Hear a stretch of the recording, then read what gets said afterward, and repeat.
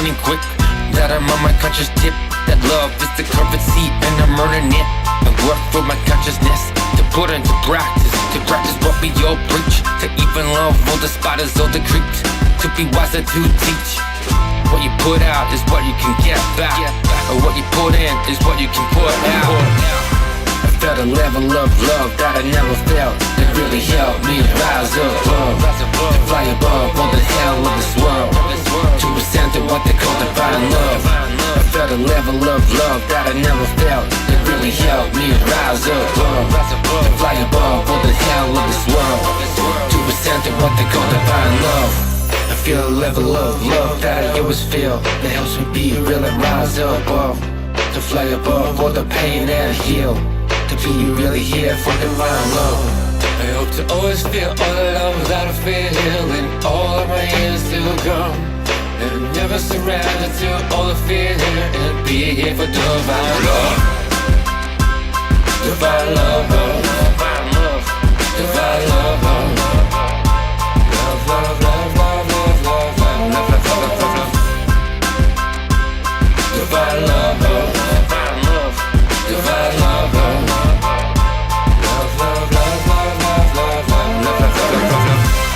I felt a level of love that I never felt. That really helped me rise above. To fly above all the hell of this world. To ascend to what they call divine love. I felt a level of love that I never felt. That really helped me rise above. To fly above all the hell of this world. To ascend to what they call divine love. I feel a level of love that I always feel. That helps me be real and rise above. To fly above all the pain and heal. To be really here for divine love. I hope to always feel all the love that I feel in all of my years to come. And never surrender to all the fear and be here for divine love. I hope to continue this relationship until the end. When we finally meet each other spirit to spirit and hold each other's non-physical hands. To be truly spiritual and not a limited man. To bathe in divine love that is unlimited from a pair of loving parents. Love your loving parents, your mother and your father, Mother Earth and Father Sky. I felt a level of love that I never felt. That really helped me rise above. To fly above all the hell of this world. To ascend to what they call divine love. I felt a level of love that I never felt. That really helped me rise above. To fly above all the hell of this world. To ascend to what they call divine love. I've always been here and there, and I will be there for you in the end. To hold each other's hands and share the love that comes from loving parents. I hope to always feel all the love that I feel in all of my years to come. And never surrender to all the fear and be here for divine love.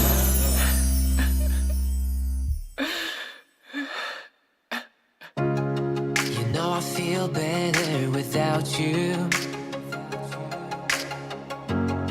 I think the love for you is gone.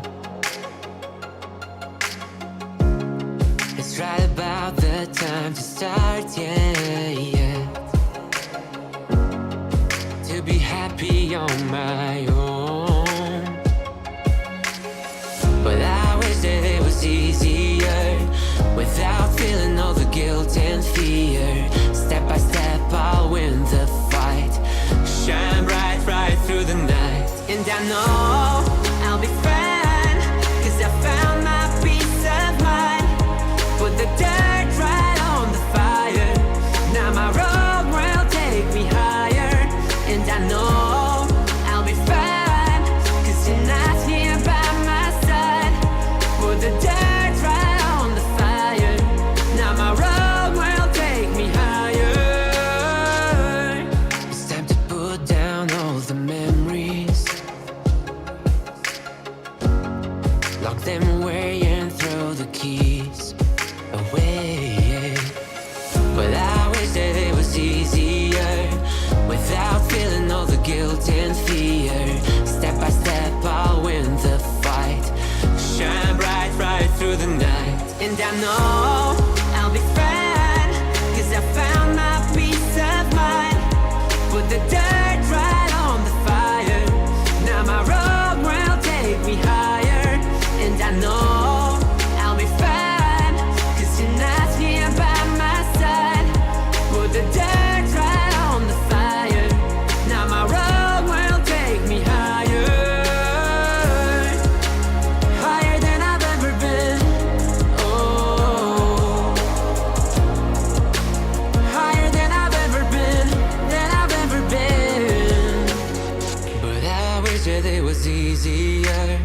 without feeling all the guilt and fear.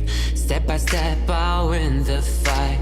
Shine bright right through the night. And I know I'll be fine, 'cause I found my peace of mind. Put the dirt right on the fire. Now my road will take me higher. And I know I'll be fine, 'cause tonight's here by my side. Put the dirt right on the fire. Now my road will take me higher. Higher than I've ever been. Oh, higher than I've ever been. Than I've ever been. And I know I'll be fine, 'cause I found my peace of mind. Put the dirt right on the fire. Now my road will take me higher.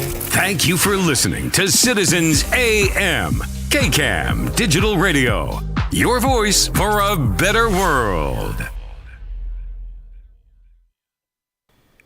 Government regulations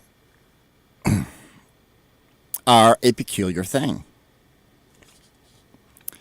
Sometimes we balk at them, but sometimes we beg for more. Some aspects of American life are overregulated, while other areas are so neglected that we would clearly benefit from just a dash of regulation. Now, the goal of government regulations, at least what should be the goal, is to always help and protect the American people. Regulation should have a clear and responsible intent. Regulation should work to the greater benefit of all. Regulation should be conceptualized and established by a neutral third party with the sole purpose of creating a safe and responsible society. Does this really happen? Of course not. Regulations, along with everything else in our country, are generally controlled by the people with money and power, who have the primary goal of keeping themselves wealthy and powerful. Many regulations are set by officials who are not elected by the people, nor working for the people. Others are made by elected officials who are influenced and paid by lobbyists and generous donors to their campaigns, of course. And regulations are also frequently bought and sold. Pressure for new regulations is all too often driven by greed or other personal agendas. But another complication that tends to muddle the waters when it comes to a desire for government control and intervention are simply human emotions. When the general public becomes involved in a battle for more regulation, they are often spurred by passionate feelings that may be genuine or may be influenced by politics, the media, or even within their community. While passion and emotions are good things and can be a driving force for change, intense feelings can often blind people to reason and logic. So caution must always be taken when emotions run high. And of course, nothing makes us more emotional than concern for our children. No matter the problem, nor the issue, or the worry, somehow the conversation always seems to swing to how we must protect our children from this latest craze or this latest harm. Now, look, make no mistake, Who Save America is, of course, a pro-child podcast. We know that our children are the future, and we definitely want them to be safe, happy, and in good physical and emotional health. Long live our children. What always makes us roll our eyes, however, is the inevitable question of, what about the children in situations where no children are actually being harmed? It's an empty, overused battle cry and an obvious ploy to manipulate emotions. I gave up hope that America really cares about its children after Sandy Hook, Parkland, and last year's Robb Elementary School shootings sparked conversations about gun control, yet led to no significant action. Today's episode of Who Save America will focus on the regulatory process that has evolved from a relatively new industry of electronic cigarettes, and otherwise known as vaping. When our guest comes on, we will hear more about the history of vaping, the health benefits, and the health risks, but the vaping industry also, that works as an interesting case to look at what happens when something innovative emerges on the market that exists for a time with limited regulation. Should vaping be strictly regulated? How will regulations affect the businesses who sell vaping products? How will they affect the people who vape? Who will benefit? Who will lose? And what exactly is the risk of overregulation? When it comes to vaping, these are fascinating questions, and as you probably guessed, they are questions that are especially important to me, as I am one of the tens of thousands of people who uses vaping as an alternative to smoking tobacco cigarettes. My own struggle with nicotine dependency began when I was cast in an independent film at the age of 15, and was required to smoke cigarettes in several of my scenes. I didn't enjoy smoking at first, but as can be expected, I got addicted, and sadly the habit stuck. Fast forward to my early 30s, where I continued to smoke moderately, consuming just under 1 pack of cigarettes per day. By then, of course, I had many physical and emotional challenges at that time in my life, and when my chest got tight and breathing became difficult, I was told my problems stemmed from my anxiety disorder, and I just needed to relax. In reality, my right lung had collapsed, but this went undiagnosed for several days until a CT scan of my bladder panned up just enough to diagnose the failing lung. My urologist called and told me to go straight to the ER. My collapsed lung launched a pulmonary investigation that ended in a multitude of severe diagnoses. I was told that I had the lungs of an 80-year-old, and while my smoking hadn't caused all of the issues, well, it certainly didn't help to control them. It was strongly advised, as can be expected, that I give up smoking. And I made many valiant and honest attempts, but I just couldn't quit. I tried every smoking cessation method on the market. I tried the nicotine gum, patches, counseling groups, antidepressant medication, even hypnosis. I did have some small victories, but they were never long-lasting. And eventually, like so many others, I just gave up on the idea of giving up. A few years later, I was back in the hospital thanks to a carcinoid tumor, again in my right lung. This type of cancer was not necessarily caused by smoking, but the subsequent surgery left me with only a partial lung on one side, and another very good reason to finally quit smoking. In addition, there had been complications with the surgery that nearly took my life. Before this experience, I had frequent struggles with suicidal ideation, but after a near-death experience, I sort of decided I wanted to live. And despite the immense health incentive to quit smoking, I barely even tried that time. I already knew that my efforts would be futile. I smoked for nearly a year and a half after my lung reduction surgery. But then, the first electronic cigarette, or e-cig, came out on the market, or at least came out in an available market here where I live in the Seattle area. It was actually at a shopping mall, oddly enough, that I discovered e-cigarettes. It was a simple and crude version of the vaping devices that we enjoy today, but it was enough. I bought the new nicotine delivery system and never smoked another cigarette again. And I want to be very clear on this. One puff of this incredible tool, this vaping tool here, was all it took to get me to stop smoking cigarettes. And this is an important point that I want to keep mentioning. We're going to talk more in this episode about why vaping is far healthier than smoking tobacco, but suffice it to say that I might not even be alive right now if it were not for the invention of vape juice and e-cigarettes. And so many other Americans, and people around the world for that matter, share a similar story. Now, let's once again bring in the children. 2019 marked the first time in over 10 years of worldwide vaping that the use of e-cigarettes resulted in hospitalizations and deaths. During this podcast, we will hear more about the EVALI scare, the true cause of people's illness, and the overblown and quite misleading media response. But also the panic acted as a catalyst for many states, including mine, the state of Washington, to take critical action to fight the youth vaping epidemic.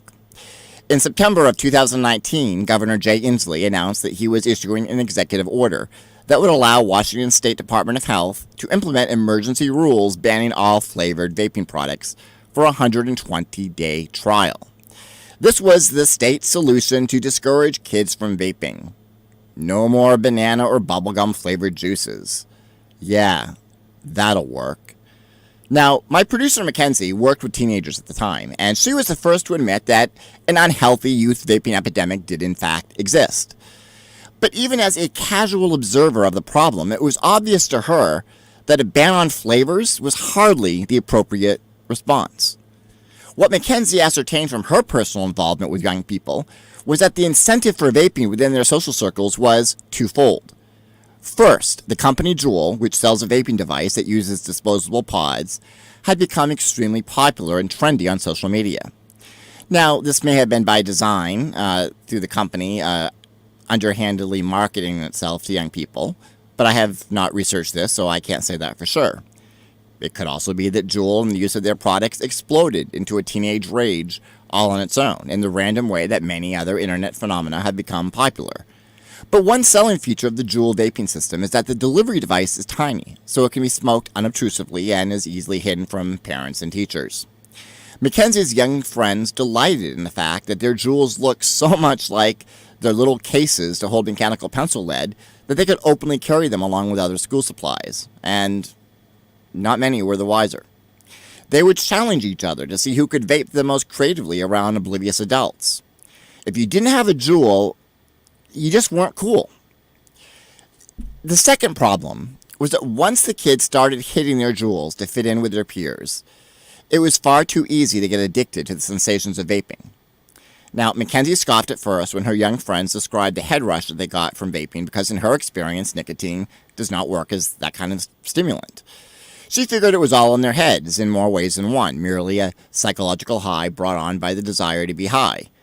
Mackenzie later realized that Juul puts more nicotine into their juice pods than is typically vaped, the equivalent of an entire pack of cigarettes per pod.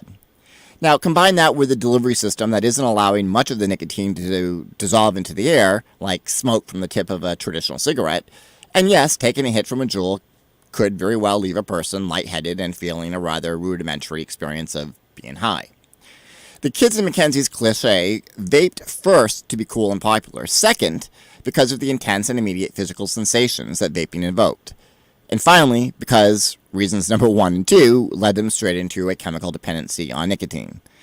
None of this had anything to do with flavors. Sure, a kid would choose a mango Juul pod over a tobacco one day, perhaps, but the mildly fruity flavor was far from the driving force behind their vaping. In Mackenzie's opinion, there were two obvious ways to make vaping more difficult and less desirable for underage citizens. The first would be banning products that contain a high concentration of nicotine, and the second would be removing vaping products from gas stations and drugstores, businesses where young people are allowed to enter and that are staffed by disinterested and uninvested employees. Even though such establishments are still unlikely to sell nicotine products to underage customers, it's far too easy for a kid to say to their big brother, "Hey, will you grab me a pack of Juul pods while you're paying for your gas?" In Mackenzie's opinion, if vaping products were limited to stores that specialize in the field, employees would be more vigilant about sales, and adults who purchase nicotine for kids would be less willing to do so if they had to make it a special trip.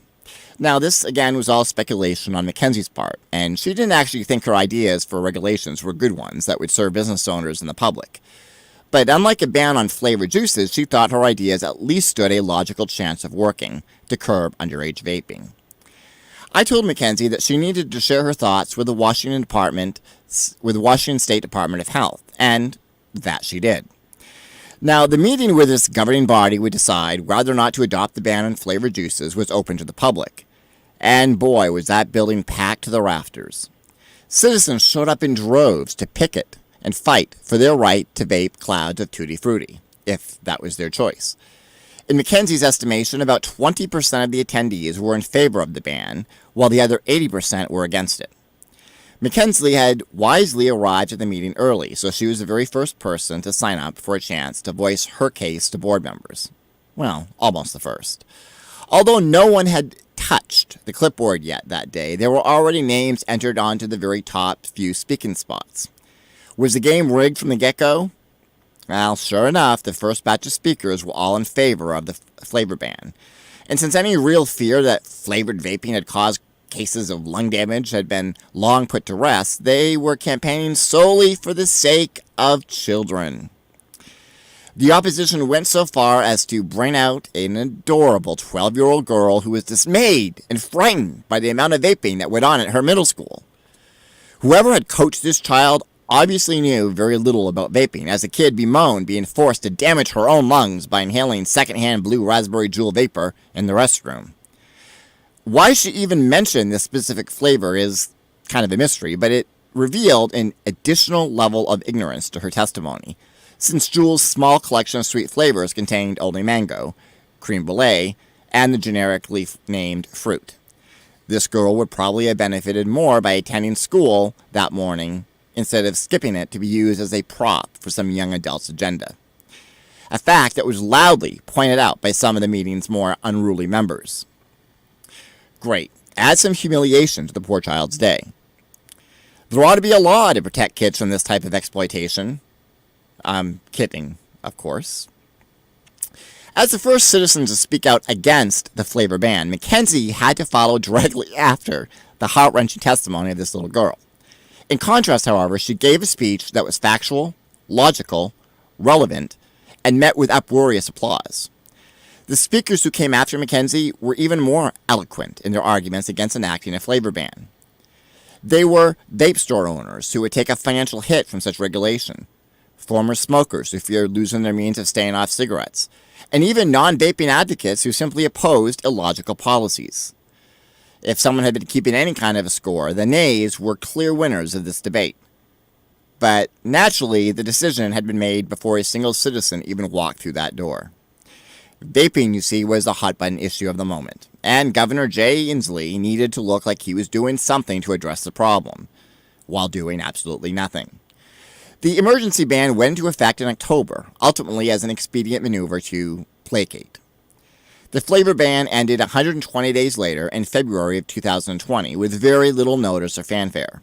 By then, Juul had bowed to public pressure and discontinued its flavored pods, and as predicted by Mackenzie, teenagers shrugged, switched to mint pods, and kept right on hitting their Juuls. The official bill proposed in Washington state law included Mackenzie's probably not so unique ideas to both limit the sale of flavored vape juice to 21 and over establishments and to regulate the amount of nicotine in products, in addition to permanently banning the additive that had been found to cause a lung injury uproar. The bill also listed a litany of new regulations for selling and taxing vape liquids that may very well have put store owners out of business, and in many states have. From what I can tell, the people up in arms about vaping sabotage themselves with their own generosity because lawmakers refuse to vote in favor of any bill that would still allow flavored juices to be sold anywhere in the state. Not a good sign for vapors and vape stores. The distraction of COVID-19 probably slowed things down, but Washington state legislators have considered at least 2 further bills that would, in my opinion, overregulate the vaping industry. No new laws have been passed, at least as of yet, but vapors in the state of Washington need to prepare themselves for future battles that have already been lost in some states. So on that note, our guest today is Alex Clark, the CEO of the Consumer Advocates for Smoke-Free Alternatives Association, here to tell us all about vaping, what it is, why it's important, how much regulation is really needed, and how to fight back when lawmakers threaten to take our vaping rights away. We'll be right back. Before we go to a break, though, I do want to thank ASUS for supplying the wardrobe for this show. Please go to asus.com, that's ASOS.com, and take a look at their collection of clothing. And we'll be right back.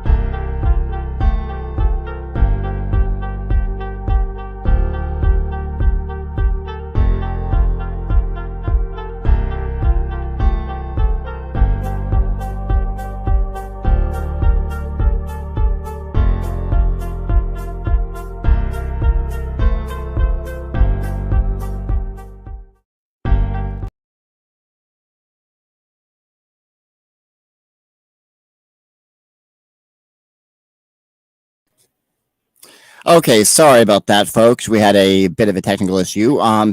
So right now I want to bring in my guest.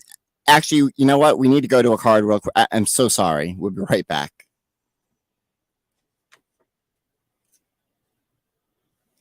Fuck.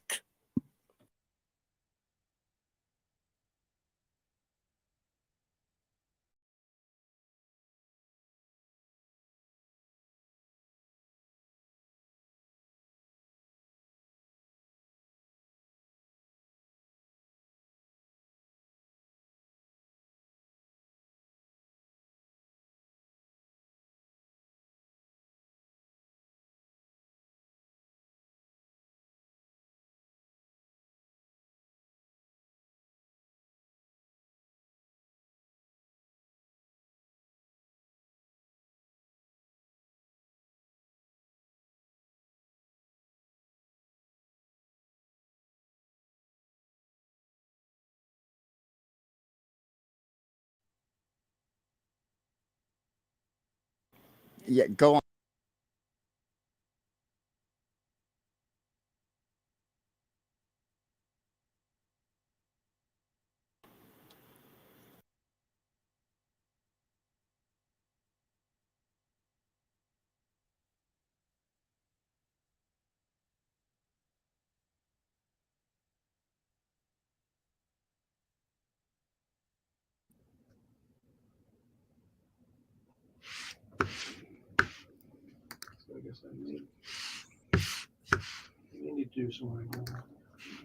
Hello, this is Mackenzie here.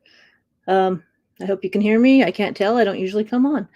Um, you heard all about me in the intro. I'm the producer of Goose America, and for some reason, Sean is not able to hear anything in his headset, so he won't be able to hear the guest speaking. And so I'm going to get this interview started myself. Hello, Alex. Hi, how you doing? Can you hear me? I can hear you great. Fantastic. Sorry about all this. That's kind of crazy. No worries. I guess let's just start by can you tell everyone a little bit about what vaping is in case they don't know? Sure. Well, I guess just to sort of dovetail a bit off of Sean's intro there, first of all of us who quit smoking by switching to vaping have a very similar story to Sean's. And however it is that we found vaping, it really was a lifesaver. Maybe not for me immediately, but I've certainly talked to plenty of people who were able to get life-saving surgeries or otherwise reverse conditions that were attributed to smoking and go on to continue living and live smoke-free lives. Yeah, that is the nice thing about smoking. The damage it does your lungs does go away after. It can, right? As long as we quit, they sort of say, if you quit in your 30s, you're more likely to your body will deal with all of the damage. Yeah. So it's good to be mindful of when to quit. But by and large, I mean, anybody who's been smoking for a decade or more, when they quit, they notice immediate health improvements as if they had just quit cold turkey. So really, to answer your question, that is what vaping is all about. It's an alternative to continuing to smoke cigarettes and consuming nicotine in a much safer way. How long had you smoked? Hang on. I smoked for 21 years, and for most of that, I was 2 packs a day. Wow. Yeah.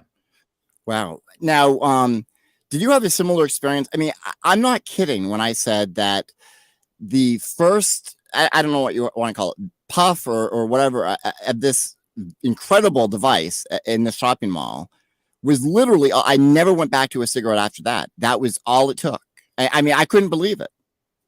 Yeah, my story is similar. I mean, everything, including trying to quit smoking with the authorized treatments. I had been using nicotine gum for several years. In my personal experience, I came through substance use disorder recovery. I was in a treatment facility for 4 months. And when I got out on the other side, I was actually smoking less because we couldn't smoke so much in treatment. but they still let you smoke. And then my dad quit smoking by using nicotine gum. And so at some point I got motivated to quit, and I asked him, like, how's it going? How did you do it? Would you tell me what worked for you? And one of the first bits of advice my dad gave me was, don't follow the instructions on the box. Because at the time, even, back in 2013, the instructions for nicotine gum were quit smoking completely and then start using the gum. And the actual user experience, the way that people were experiencing better outcomes, was replace that first cigarette of the day with a piece of gum, and then kind of build from there. So, take a week, replace the first cigarette, then the next week, first 2 cigarettes, whatever it is. And so I had gotten myself to the point where I was going entire days without smoking. And I figured there was a week where, after a couple of weekends of not smoking and just using the nicotine gum, on a Friday, I let myself run out of cigarettes, and I said, I'm not going to buy any more. From this point on, I'm going to use the gum. And I went through the whole weekend. I went back to work on Monday, and I got through about 2/3 of my day, and I started feeling high. Like I was having a hard time focusing on things. My head was in the clouds. I mean, I felt this sort of sense of euphoria that I've only really experienced through drug use in the past. And at the time, my job involved driving large, full-size passenger vans around. I worked for a rental company, and I said, if I'm going to finish out my day, I have to go buy a pack of cigarettes now. And so that's what I did. And in that sense of being defeated and failing, I carried all of that with me. And from that point, I had giving up, and figured I'm going to do this for the rest of my life. And so it was a couple of more weeks, and then a person who we would take our vans to get upfitted to install TVs and aftermarket stereos and stuff like that. He was also he smoked just as much, if not more, than I did. Every time I walked into his shop, ashtrays were overflowing with cigarette butts. And I walked into his shop one day, a couple of weeks after my gum experience, and he wasn't smoking anymore. And he was using these little electronic cigarettes, these fake looking cigarette things. And he said, I completely quit. It's a miracle. And I'm just going to use these from now on. It's great. And so I took that, and I said, well, if he can do it, then I need to give it a try. And on the street to a, I bought, and then I went to another convenience store, and I bought the Enjoy King tobacco flavor. I remember the Enjoys. And those were my first 2. And so that day I was at work. I was kind of alone. My staff was out, and I was just sort of in the office by myself. And I would hit the e-cig at my desk. And within those first few puffs, I got the sting of the nicotine. I could kind of feel it a little bit. And I said, there was that proof of concept was there. It was very real. But then I noticed throughout the rest of the day, I was smoking less and less of my cigarette. And so I had, over the course of maybe 6 hours, 8 hours, something like that, my preference had gone from the menthol cools that I was smoking to an e-cigarette. And so it wasn't just that, like, oh, I can finally quit smoking. It was I actually preferred these products over my regular brand of cigarettes. Yep. So I described myself as an accidental quitter. I had come to that place where I had just resigned myself to smoke until I died. And then I tried an e-cigarette, and everything changed. And it's been, I just celebrated my 10 years last weekend, or whenever the 8th and the 11th was. That was my 10 years since a cigarette. So, wow. So yeah, all of that to say, my experience was very similar to yours. I didn't have the same health challenges, but I noticed a difference, and I'm glad I made the switch. And I've just sort of been walking myself down the continuum of risk since then. Yeah, it's interesting because you talk about the feeling, that defeatism, and I actually woke up. I was told that this lung surgery was going to be pretty routine and everything, and I ended up waking up, and I had all this crap on my face, and all these nurses in this room, and I just knew that this was not what was the outcome that I was expecting. And at first I thought, oh my, I'm in hell, because I was in so much pain. And I ripped the mask off. The nurse came over and said, oh, you got to put that back on. Then she's like, and keep in mind that as a smoker and someone who's anxious, the nurse says, oh, don't worry. things went wrong. You're in the ICU. And then she put the mask on, like walked away. And I'm like, yeah, I'm going to need a little bit more than that. You don't follow up. Don't worry with there's been a problem and you're in the ICU. And when I found out that I literally died, they had to resuscitate me. I said at that point in that hospital bed, and of course it's easy when you're in the ICU, you just had surgery, you're on morphine, and you can't smoke anyhow. It's easy to make all these promises with yourself. And I really thought this was it.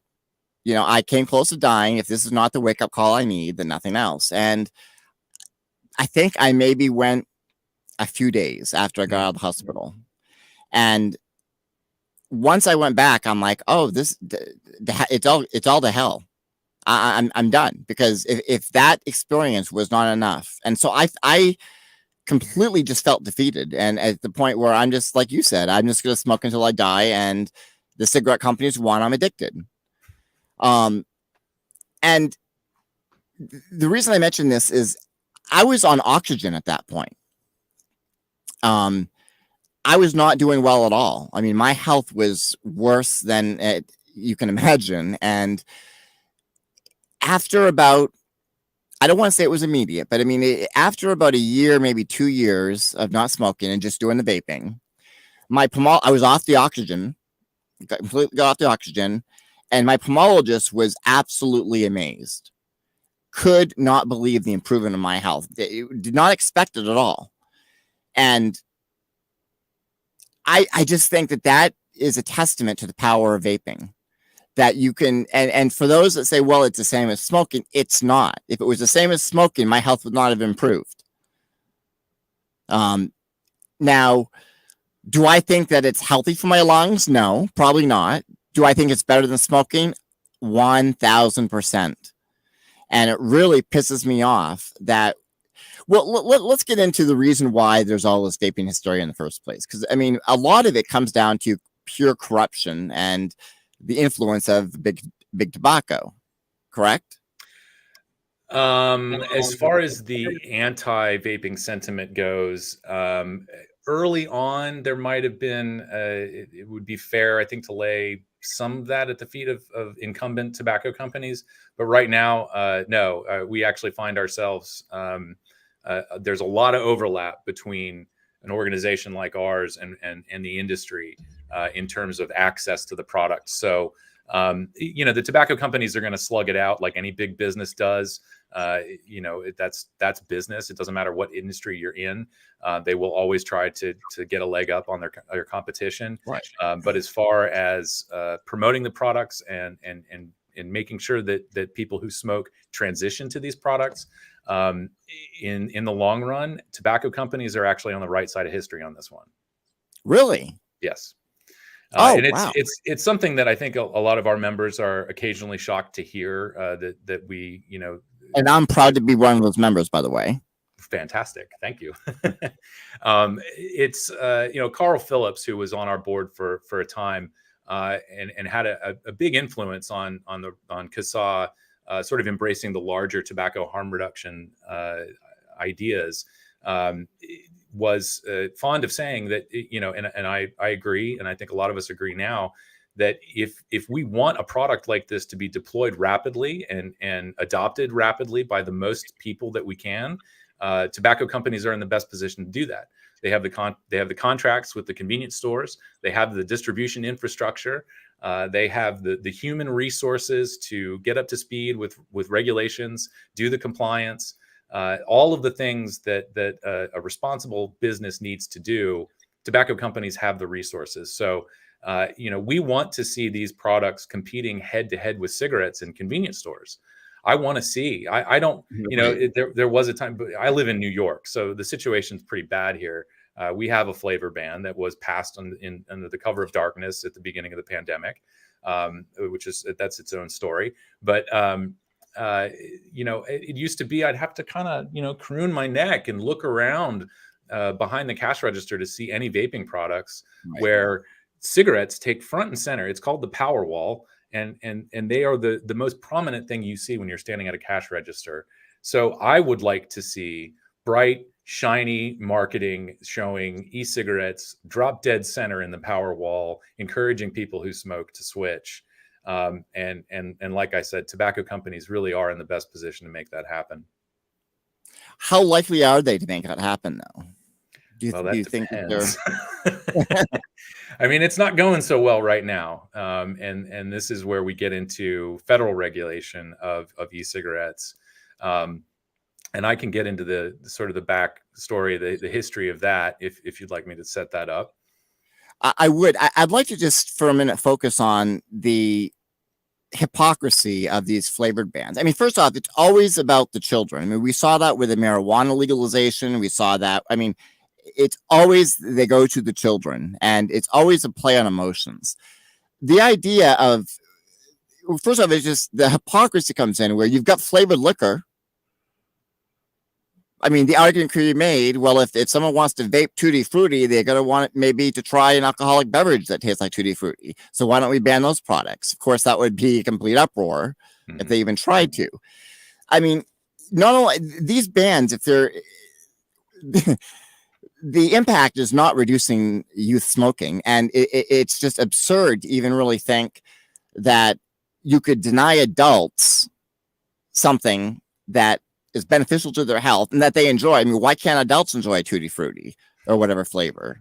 Right? I mean, so it's a two-pronged assault, really. And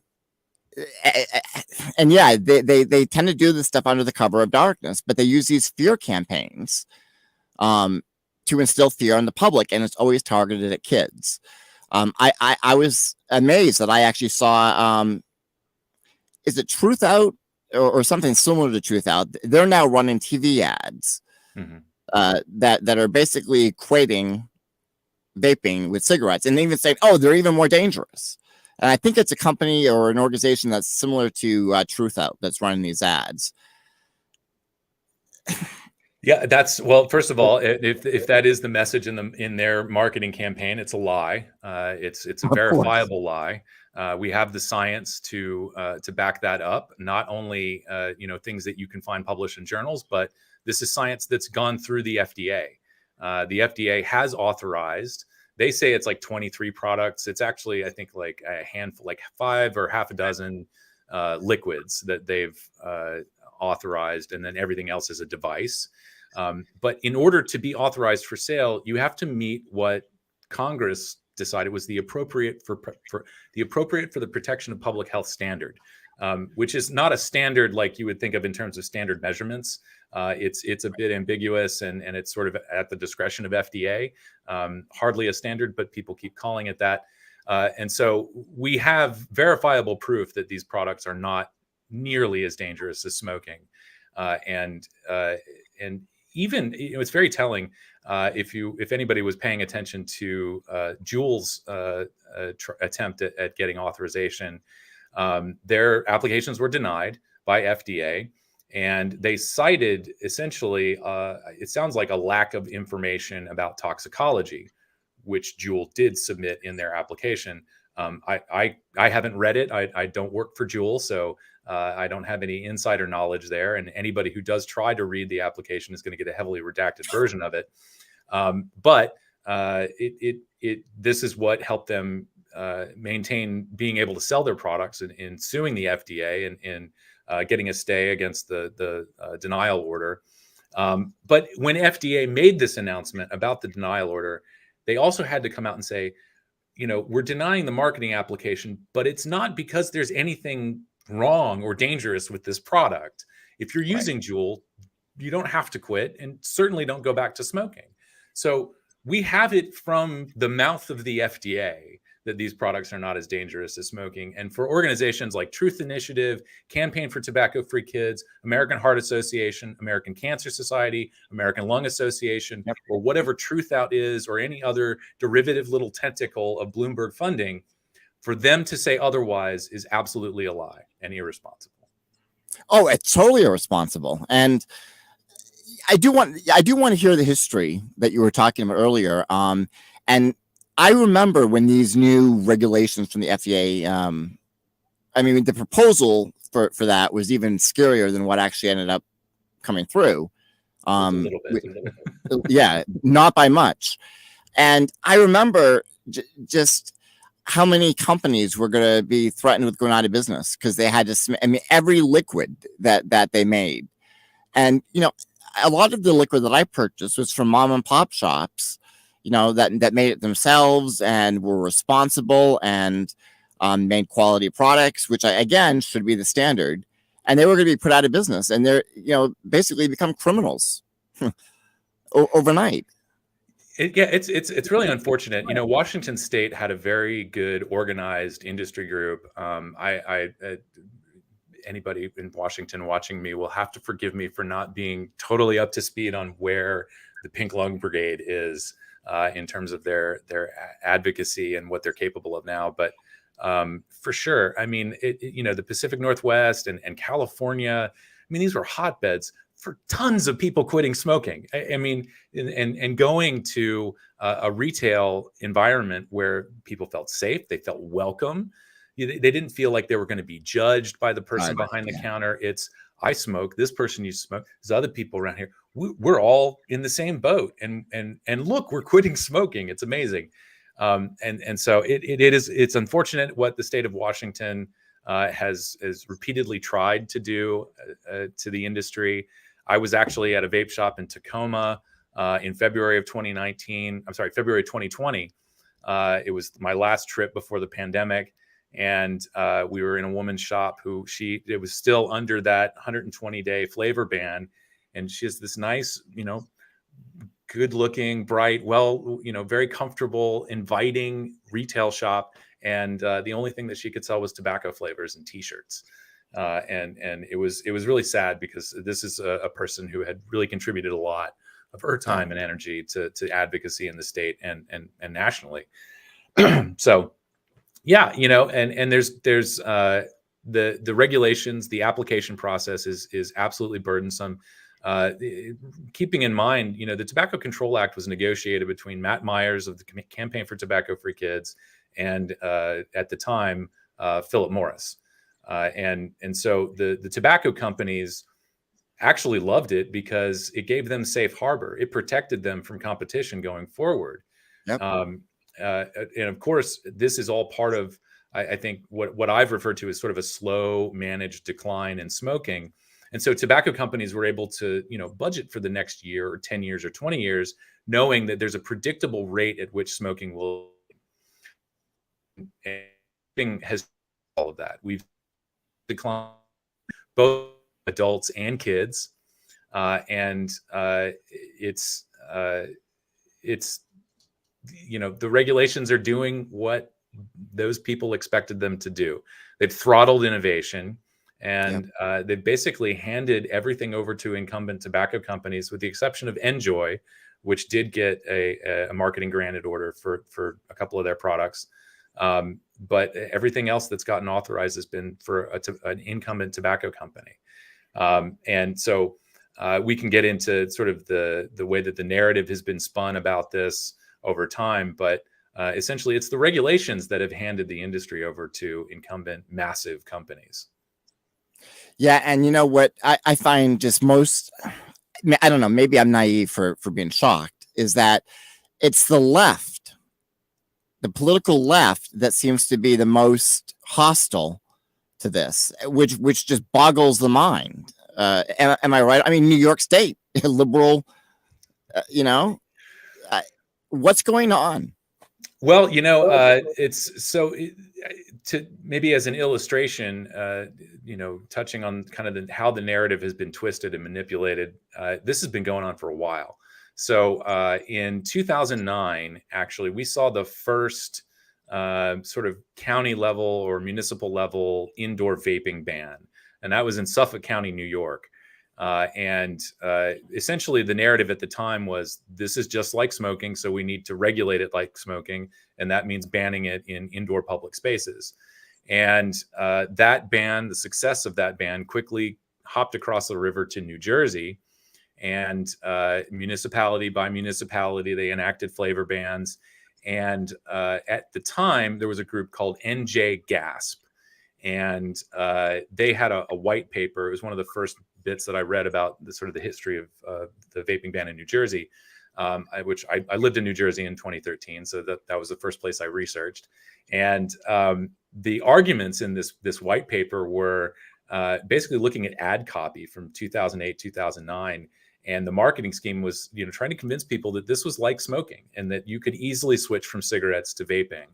And so part of the copy was it feels just like a cigarette. And NJ Gasp pointed to that ad copy and said, see, it's just like smoking.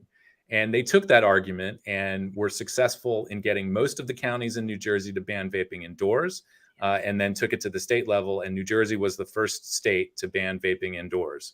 And it's just sort of continued from there.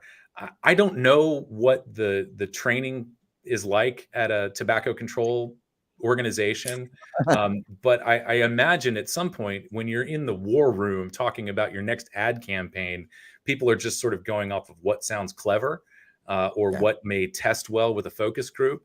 But there's no data, there's no science actually driving these messages. If anything, they are ignoring the data and science of these things. And so I feel like I've lost track of what your question was. But no, that was precisely the answer I was looking for. It's what gets me is that these health organizations and these, political appointees, you would think that they would follow the science and that they would have in their mission is for the public, interest. And somehow they've either allowed themselves to succumb to this fear mongering. I've heard the argument put forth that, well, vaping is now a gateway to smoking. Well, that's just complete bullshit, right? That's not the case at all. No, it's not the case. And actually, one of the researchers that people in tobacco control are fond of referencing, Andrea Valenti, her and her team have done some work, exploring gateway. And what they've concluded is that it's poly-use. There's no, people progressing to a more harmful or dangerous product. It's just that if you're smoking cigarettes, you're also probably around people who are using other drugs. And as a young person, that's an opportunity to experiment. And so that's kind of, for me, I understand it, birds of a feather flock together. If you're curious about one drug, you're probably curious about another, and so are your friends. And that's what's actually happening. As far as I know, the only gateway has been, people who were prescribed opioids for some sort of pain management. And of course, we are still not very great at dealing with substance use disorder in this country or in the world. And so people are given this regimen of opioids. And then when they have to come off of it, they may not be getting the support that they need. And they have developed a dependence or arguably an addiction. And they will turn to lower quality and cheaper. And for a lot of people, cost is a concern. So just the price of prescription pain medication may drive them to the illicit market to pick up counterfeit pills or actually go, to heroin or whatever else is out there. To me, that's the only instance of gateway. And that's more of a policy issue than the magical powers of drugs. Right. No, I agree completely. And then, of course, there's also the argument, well, that vaping is also suddenly a gateway to smoking itself. Which again, I don't think kids should be vaping or smoking, but if I had a choice between a kid smoking an actual cigarette or vaping, well, it's clear I'd much rather them go with vaping than smoking a real cigarette. Yeah, for sure. And what's really, the horrifying thing about, 2019 and into 2020 with the lung injury issue was that we saw people going back to smoking, and probably in our circles, one of the more notable instances came from Cliff Douglas, who was in charge of the tobacco program at American Cancer Society. He has been in tobacco control for more than 20 years. He got started in this in the early 80s, and had been one of the people leading the charge against cigarette companies. And in 2019, I believe it was his young adult niece who was using Juul to not smoke. And after all of this hysteria about the lung injuries, her and her boyfriend went back to smoking. And Cliff Douglas was absolutely mortified. And he made a big write-up about it. He resigned from the American Cancer Society. He had resigned prior to the lung injury outbreak, so this was not a response to that. And he's been very outspoken about how this conversation is not balanced, and it's not factoring in the successes and the fact that, even if your kids started vaping today, they're 13 years old, they are not going to experience the same harm and the same ordeals that people who smoke do when we try to quit. I think, one of the benefits of vaping is that we actually get to have a conversation about nicotine and how nicotine interacts with our body and our brains, and the things that we can do to walk away from nicotine if we want to. What's really important is that we don't have to smoke in order to get nicotine anymore. Arguably, we haven't had to smoke. Smokeless tobacco is also nearly as safe as vaping, and so we can have that conversation about risk and educate young people about how to avoid the harms, and we can do it in a way that's more, I think, more critical and constructive than just say no.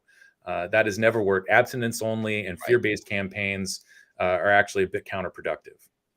Well, right. And that's kind of the irony behind the vaping ban, too, is that even when the lung injury nonsense came about, and what was counterproductive to me during that is that you're going to have an illegal trade. I mean, once you make something illegal, there's going to be, like you said, there's going to be a market for it, an underground market. And the idea that was put forth was, well, since these, and this was one of the reasons, correct me if I'm wrong, this lung issue with vaping was one of the reasons why these regulations came into being, correct? Well, they were sort of on this trajectory to begin with. I think the lung injury issue maybe accelerated things in certain areas. But for example, Gretchen Whitmer in Michigan was the first governor to come out and say, we're going to ban these products. And it looked a lot like it was sort of immediately on the heels of the lung injuries.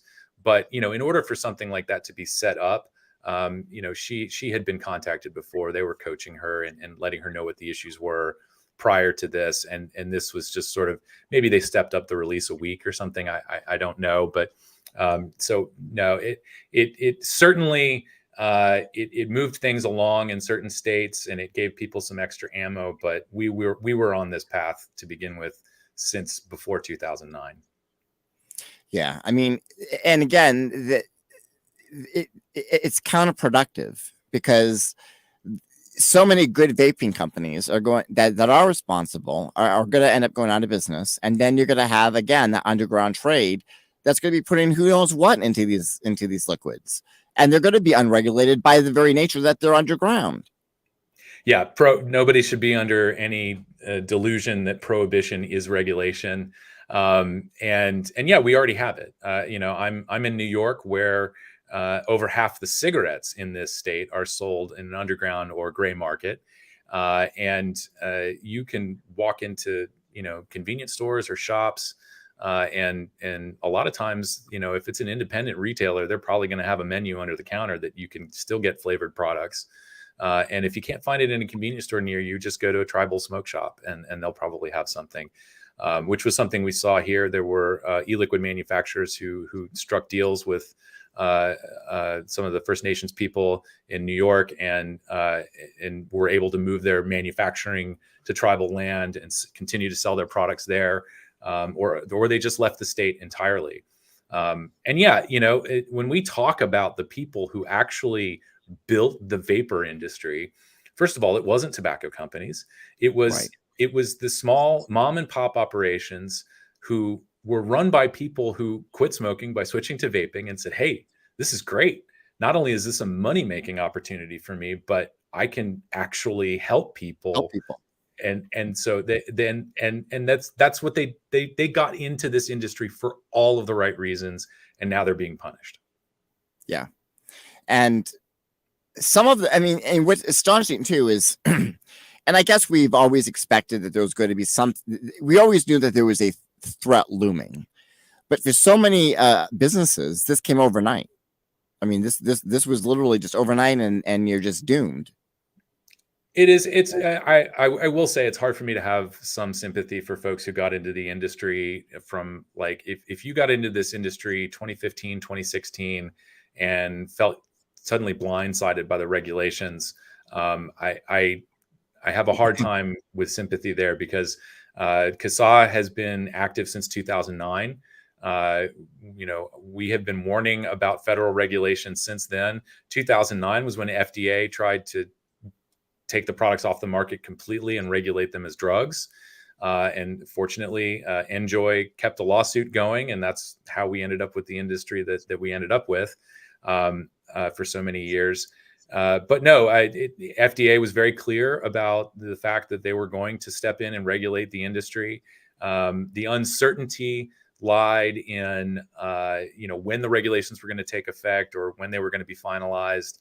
The comment period for the regulations was in 2014. Regulations were finalized in 2016, and they were supposed to take full effect in 2018. Things got pushed back. There, lawsuits, changing of the guard at FDA, different attitudes about these products, and so there was a lot of uncertainty.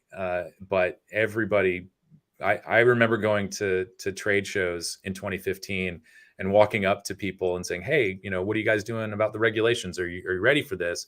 And they just kind of look back at you, "What regulations? I don't." And that was shocking to me. But nowadays, even I think probably within the past couple of years, I've gotten phone calls from people that want to start a business and they're asking for advice, and I don't. I just refer them to a trade association, but I can't imagine. I mean, if you're going to open up a vape shop nowadays, God bless you, more power to you. You're doing the Lord's work, but it's incredibly risky, and I don't think that you're going to get very far because of the federal regulations.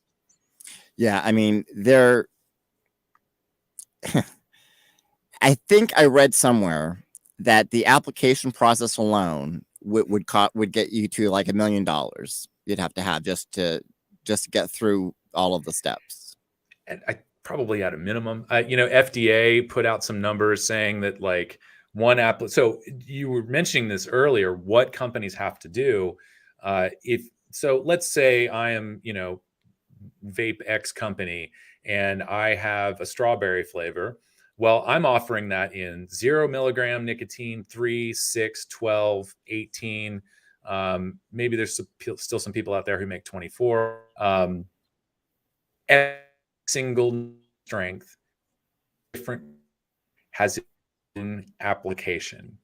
There's some other for folks who I work with. I'm sure they have a much more nuanced view of the application process. They help people to submit applications.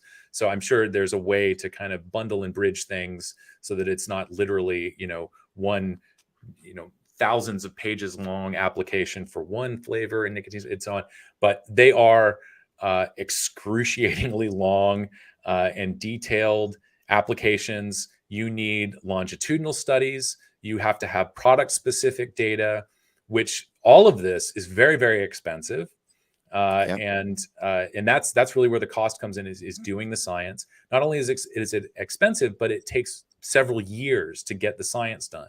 And so when the deeming regulations took effect in 2016, the industry only had 2 years to get their applications in.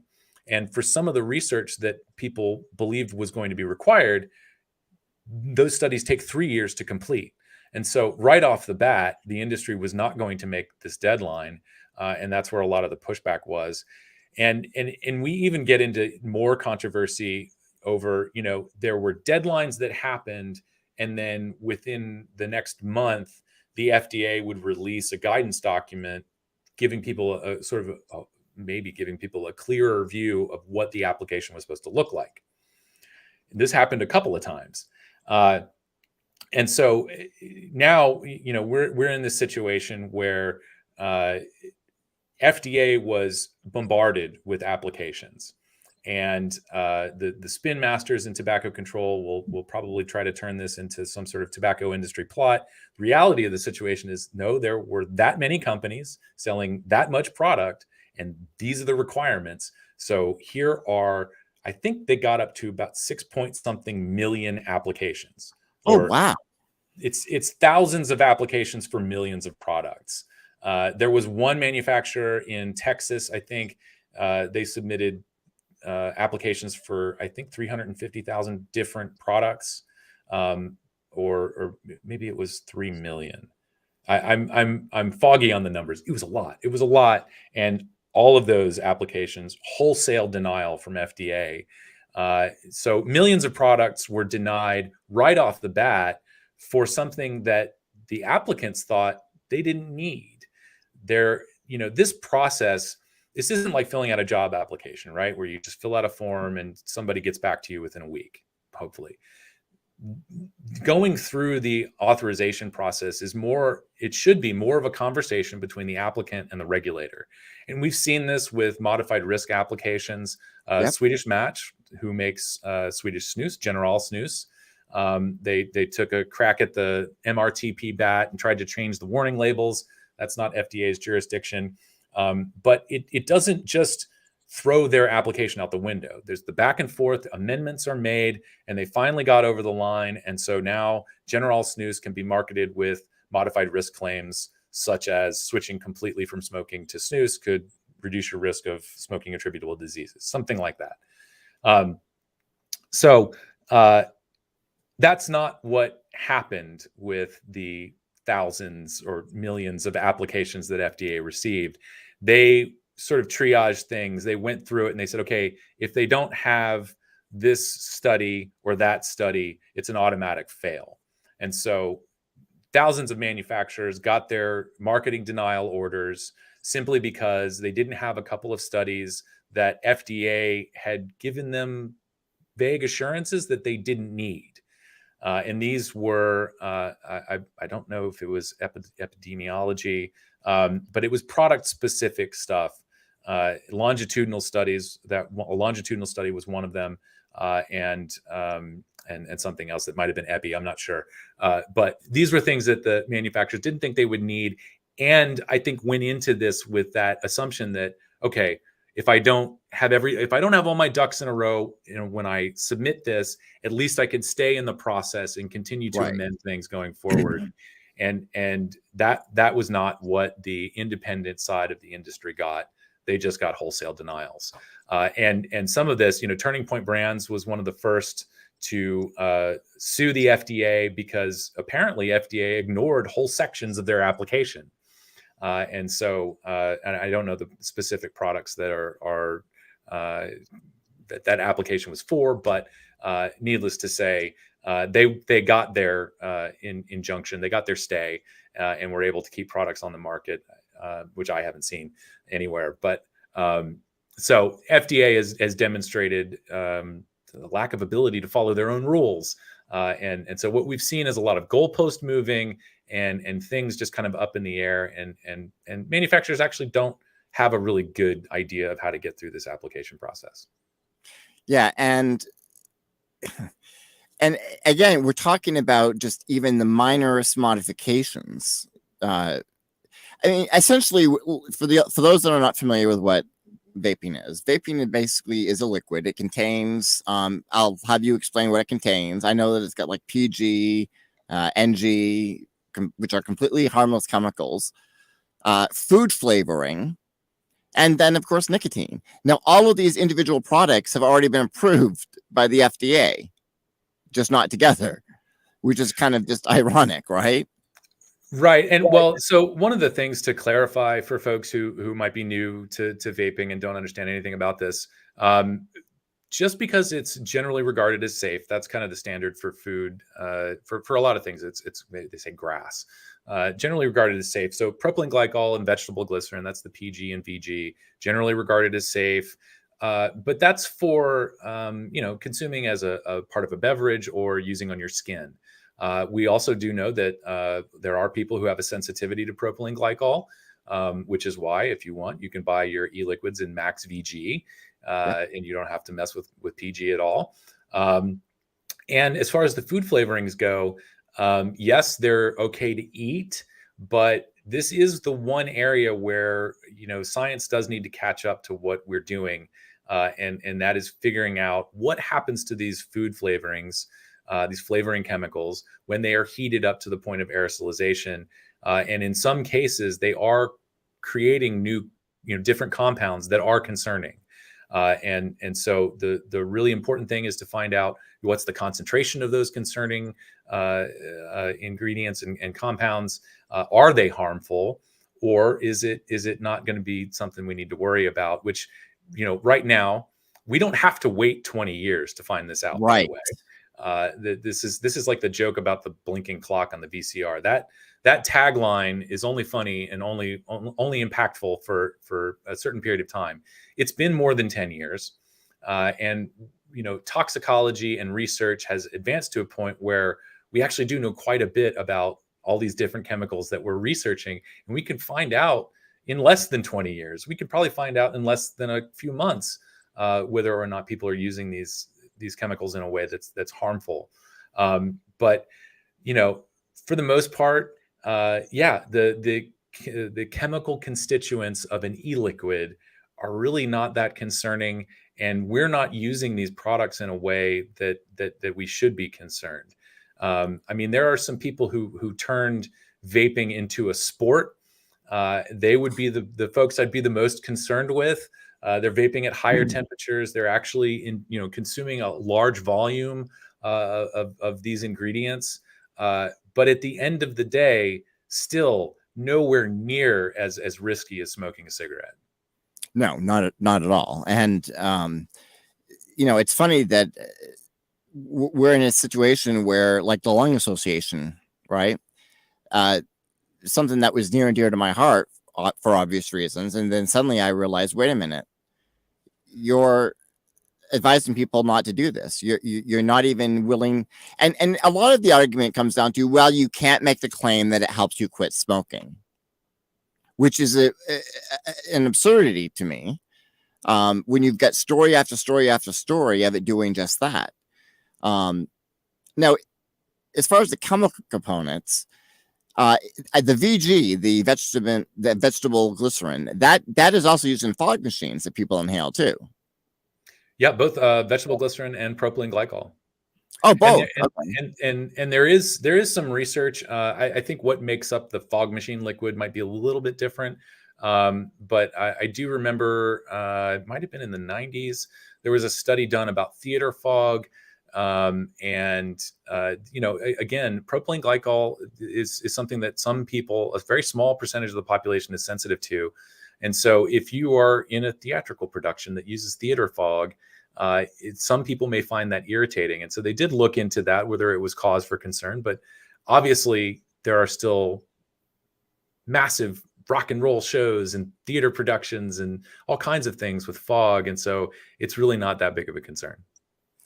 And I think one of the reasons, too, why they were able to associate this with smoking is because of the way that the vapor actually exudes from the device, which does look like smoke.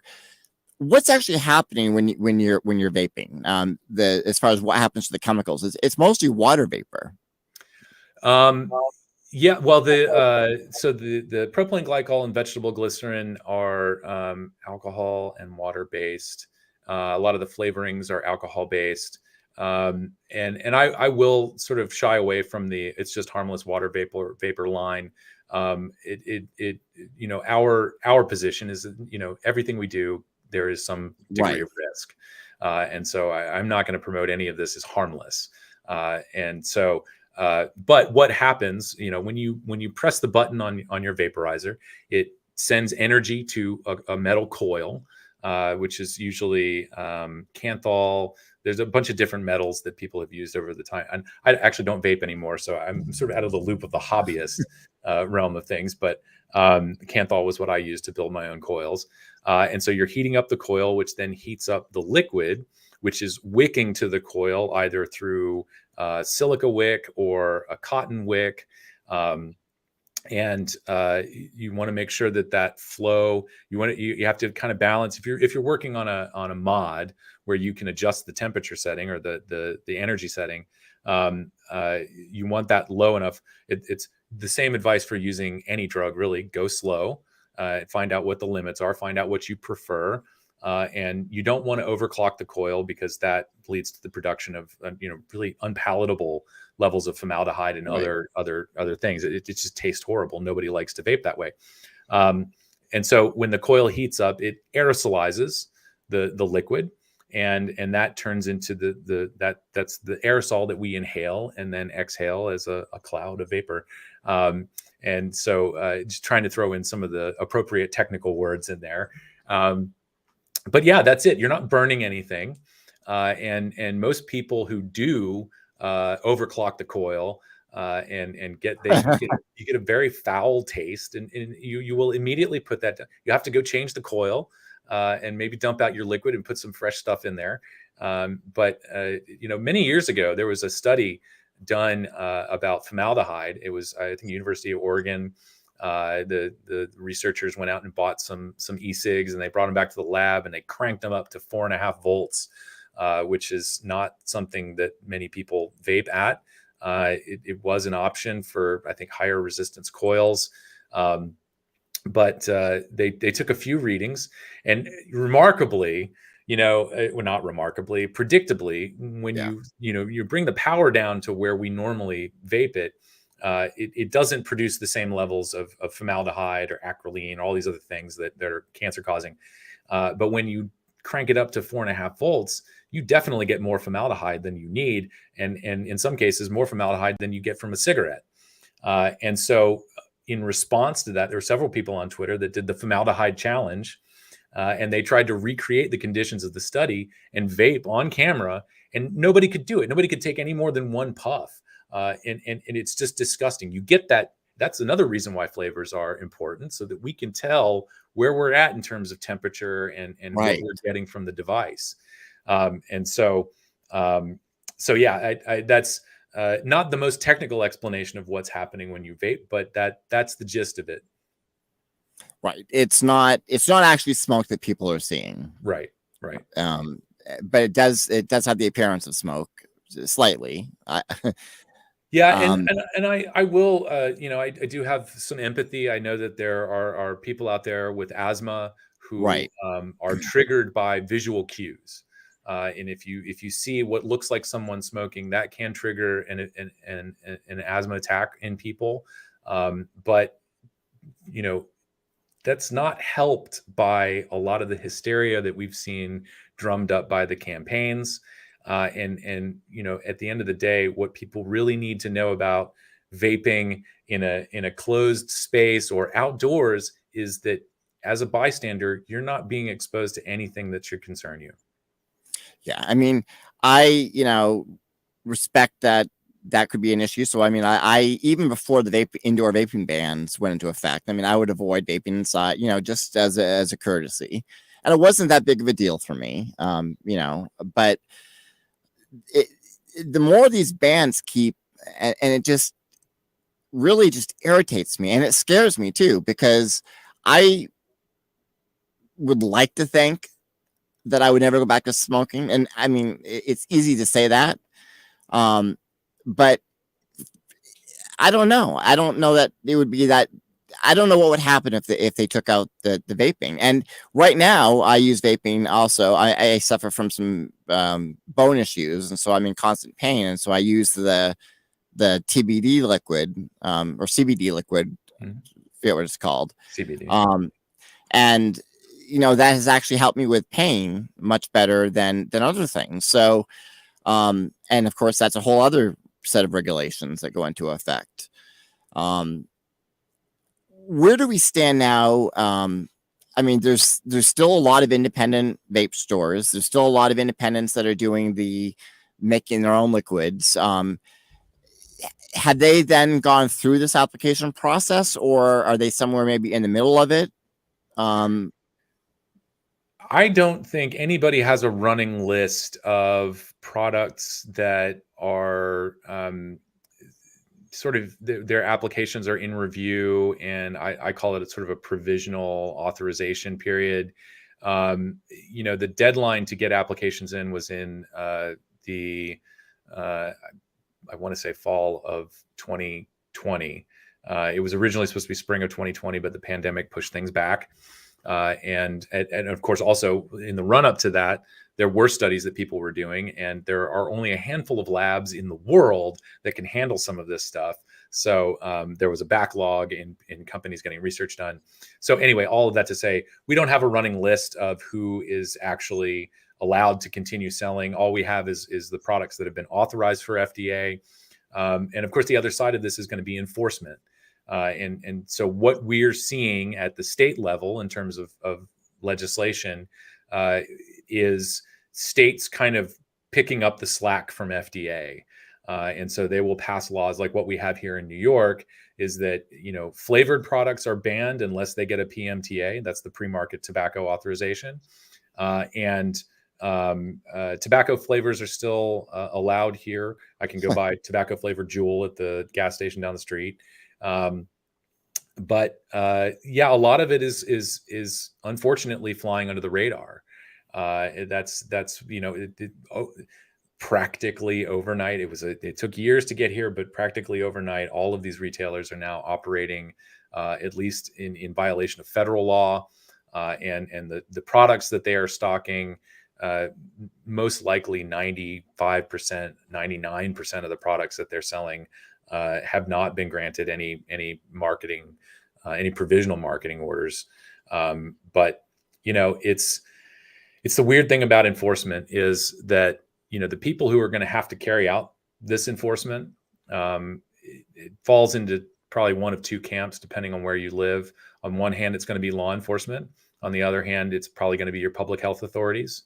And if it falls on law enforcement, which in New York, it was, I think the state police were going to be tapped with enforcing the new laws. Members of law enforcement smoke at disproportionately higher rates than the rest of the population. And a lot of them quit smoking by going to their local vape shop. So they think the laws are stupid. They don't want to have to enforce it. The likelihood of them being enforced is pretty small to begin with. And so it's really unfortunate that we're in this situation. But I think, for the people who it matters, the people who are tasked with doing the enforcement, they don't believe in the rules either. And so I think a lot of shops have benefited from people not taking these rules seriously and sort of quietly flaunting the law. Yeah, I mean, and as you said too, I mean, the law is so vague to begin with in a lot of situations. I mean, especially with these regulations. I mean, I looked at the process, and some of it was just laughable. I mean, and it again, I'm very biased, right? I'll admit that I'm biased in that I do vape. But the tobacco flavor, it is still a flavor, and that's how they're marketed, right? You can buy them in digital flavors, and yet they're perfectly fine. Well, I still don't understand the argument that they are able to successfully make to get people to go along with this. Well, I don't think that they've successfully made any argument, but they have duped a lot of people into believing them. And yeah, the really funny thing about the tobacco flavors, and speaking from my own experience here, one of our board members mixes at home, and he sent me sort of you could call it a flight of tobacco flavor liquids. And one of them was, I think it was a plum or fig flavored tobacco. It was absolutely delicious, but it was still tobacco. And even after, I think at that point it was 2013, 6 years, 7 years after quitting smoking, tasting that tobacco flavor makes me want a cigarette. Like I said, I've been through substance use recovery, so I understand what a trigger is. I understand how my body's reacting to it, and I understand why. And so even though I thought that this tobacco flavor, a flavored tobacco flavor, was delicious, it still it triggered those cravings for an actual cigarette. But across the products, I haven't sampled all the different tobacco flavors that FDA has authorized. I imagine they're different from product to product, and they really are. I don't know what kind of crazy machinery they have at a tobacco company to kind of give you a molecular readout of what tobacco flavor is. I'm sure they've got it somewhere. But for the most part, it's always been subjective. It's based on the taste of the person making the liquid. What do they think a tobacco flavor tastes like? And it's a combination of many different flavors. The flavor houses, there's like 3 or 4 of them in the world, and these are companies that make the flavorings for your Starbucks and your bar drinks and whatever. They also make food. If you go to Loran's is one. I forget all of the others. Stuff that you can buy in the grocery store for baking. First of all, safety notice for anybody out there who thinks you're going to run to the grocery store and buy baking flavorings and go make your own e-liquid. First of all, be careful and don't buy anything that's oil-based. You want water or alcohol-based flavorings. And ideally, you don't have to go to the grocery store and DIY your own liquid because you have a vape shop in your neighborhood, but some of us don't. Anyway, the difference in tobacco flavors. One of the jokes that circulated among retailers and manufacturers when FDA finally cracked down on things is, well, it all tastes like tobacco to me. When you have state level regulations that rely on kind of a smell test, that's not a good way to figure out whether or not it's tobacco flavored or not. Right. The first tobacco flavor I tried, it smelled like kind of a nutty popcorn in the air when I vaped it, and it tasted sweet. It didn't taste like my cigarette, and that's the thing that you have to tell people when they first come into a vape shop and they're looking for a vape that's going to replace their cigarettes. Experience everything about it, and the reality is that no tobacco flavor you find in an e-liquid is going to be anything like what you get from a cigarette, because you're not lighting things on fire. And so you get to taste the different notes of what that person thinks tobacco tastes like. And they are sweet notes. They are fruit. They are candy. That's what cigar aficionados pull out of, taking a puff off a cigar. The wheel that you've got, that's still present in tobacco flavors. Yeah, and so it's just the idea that any other flavor is somehow problematic. And again, the argument mostly goes to attracting kids. Yeah, that's which is just it drives me crazy, because it's always about the kids. That's when that there's not really a lot of argument there, when they start fear mongering about the kids. Yeah, if you want to pass a policy, weaponize the children. That's an age-old, time-tested strategy. And with regard to flavors, the narrative that the campaigns are out there using to pass all of this horrible regulation, it doesn't fit the timeline. So we have an actual documented timeline of how these products came to be, and it didn't come from a lab in Virginia or North Carolina. It came from people who were not satisfied with the stuff that was being manufactured overseas, and they were crappy tobacco flavors. They were crappy flavored flavors. And so they kind of reverse engineered stuff and started making their own liquids in their kitchens at home. And then they would take that out to a vape meet, a get together at a conference room in a hotel, and people would swap recipes and sell products to one another and have a great time. That's where all of this, it started on card tables in kitchens. And it was people just trying to stick with a product that helped them get away from cigarettes. And yes, they wanted interesting flavors, and they absolutely should still have interesting flavors. One of the things about smoking is that I became brand loyal, and I know a lot of people have that experience. And it's, I want my nicotine, and I know what the product I'm going to buy, I know what to expect from that. No, it's not a banana split. It's a disgusting cigarette. I don't care how much menthol you put in it. It's not a pleasant flavor. Even though I loved smoking, I will be the first to Yeah. tell you I know it's gross, and no, it doesn't refresh or satisfy me from a flavor perspective. But the alternative should be way more interesting. I should naturally gravitate to something that tastes good. And pharmaceutical companies figured this out with nicotine Yeah. gum. That's why you can get it in Fruit Chill or Mighty Mint or whatever the hell it is, because they knew that unflavored nicotine gum, in addition to giving you jaw problems and heartburn and maybe some other things, it didn't taste any good, and nobody wanted to use it. So it's got to be more exciting.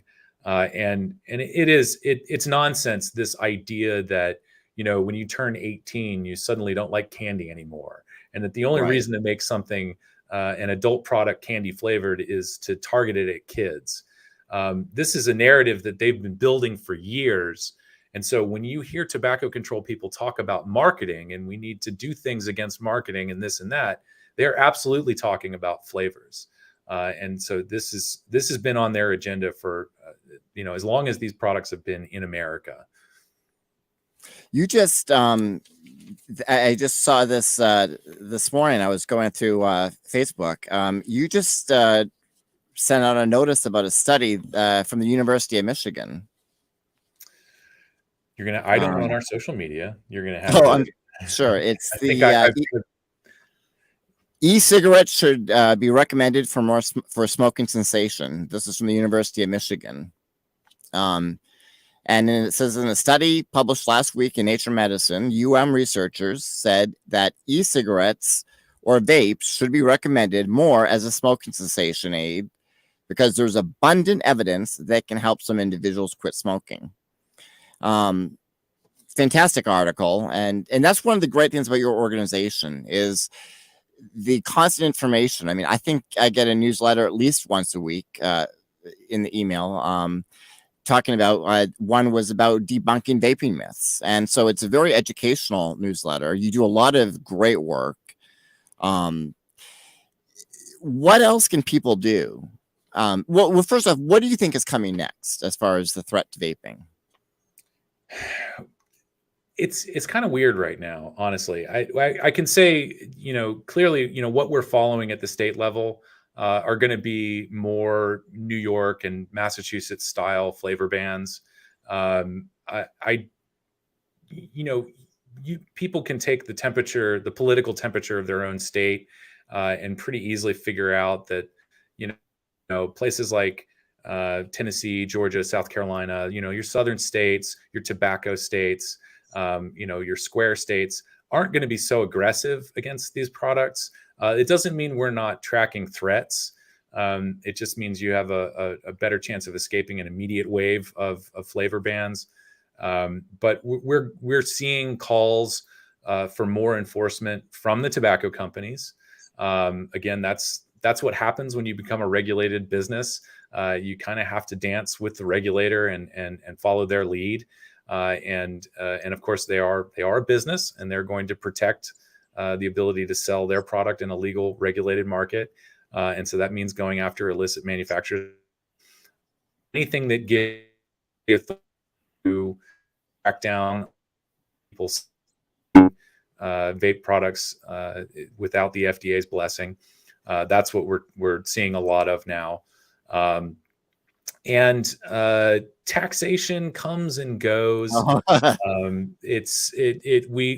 think we've kind of been through a big wave of extra taxes on vapor products.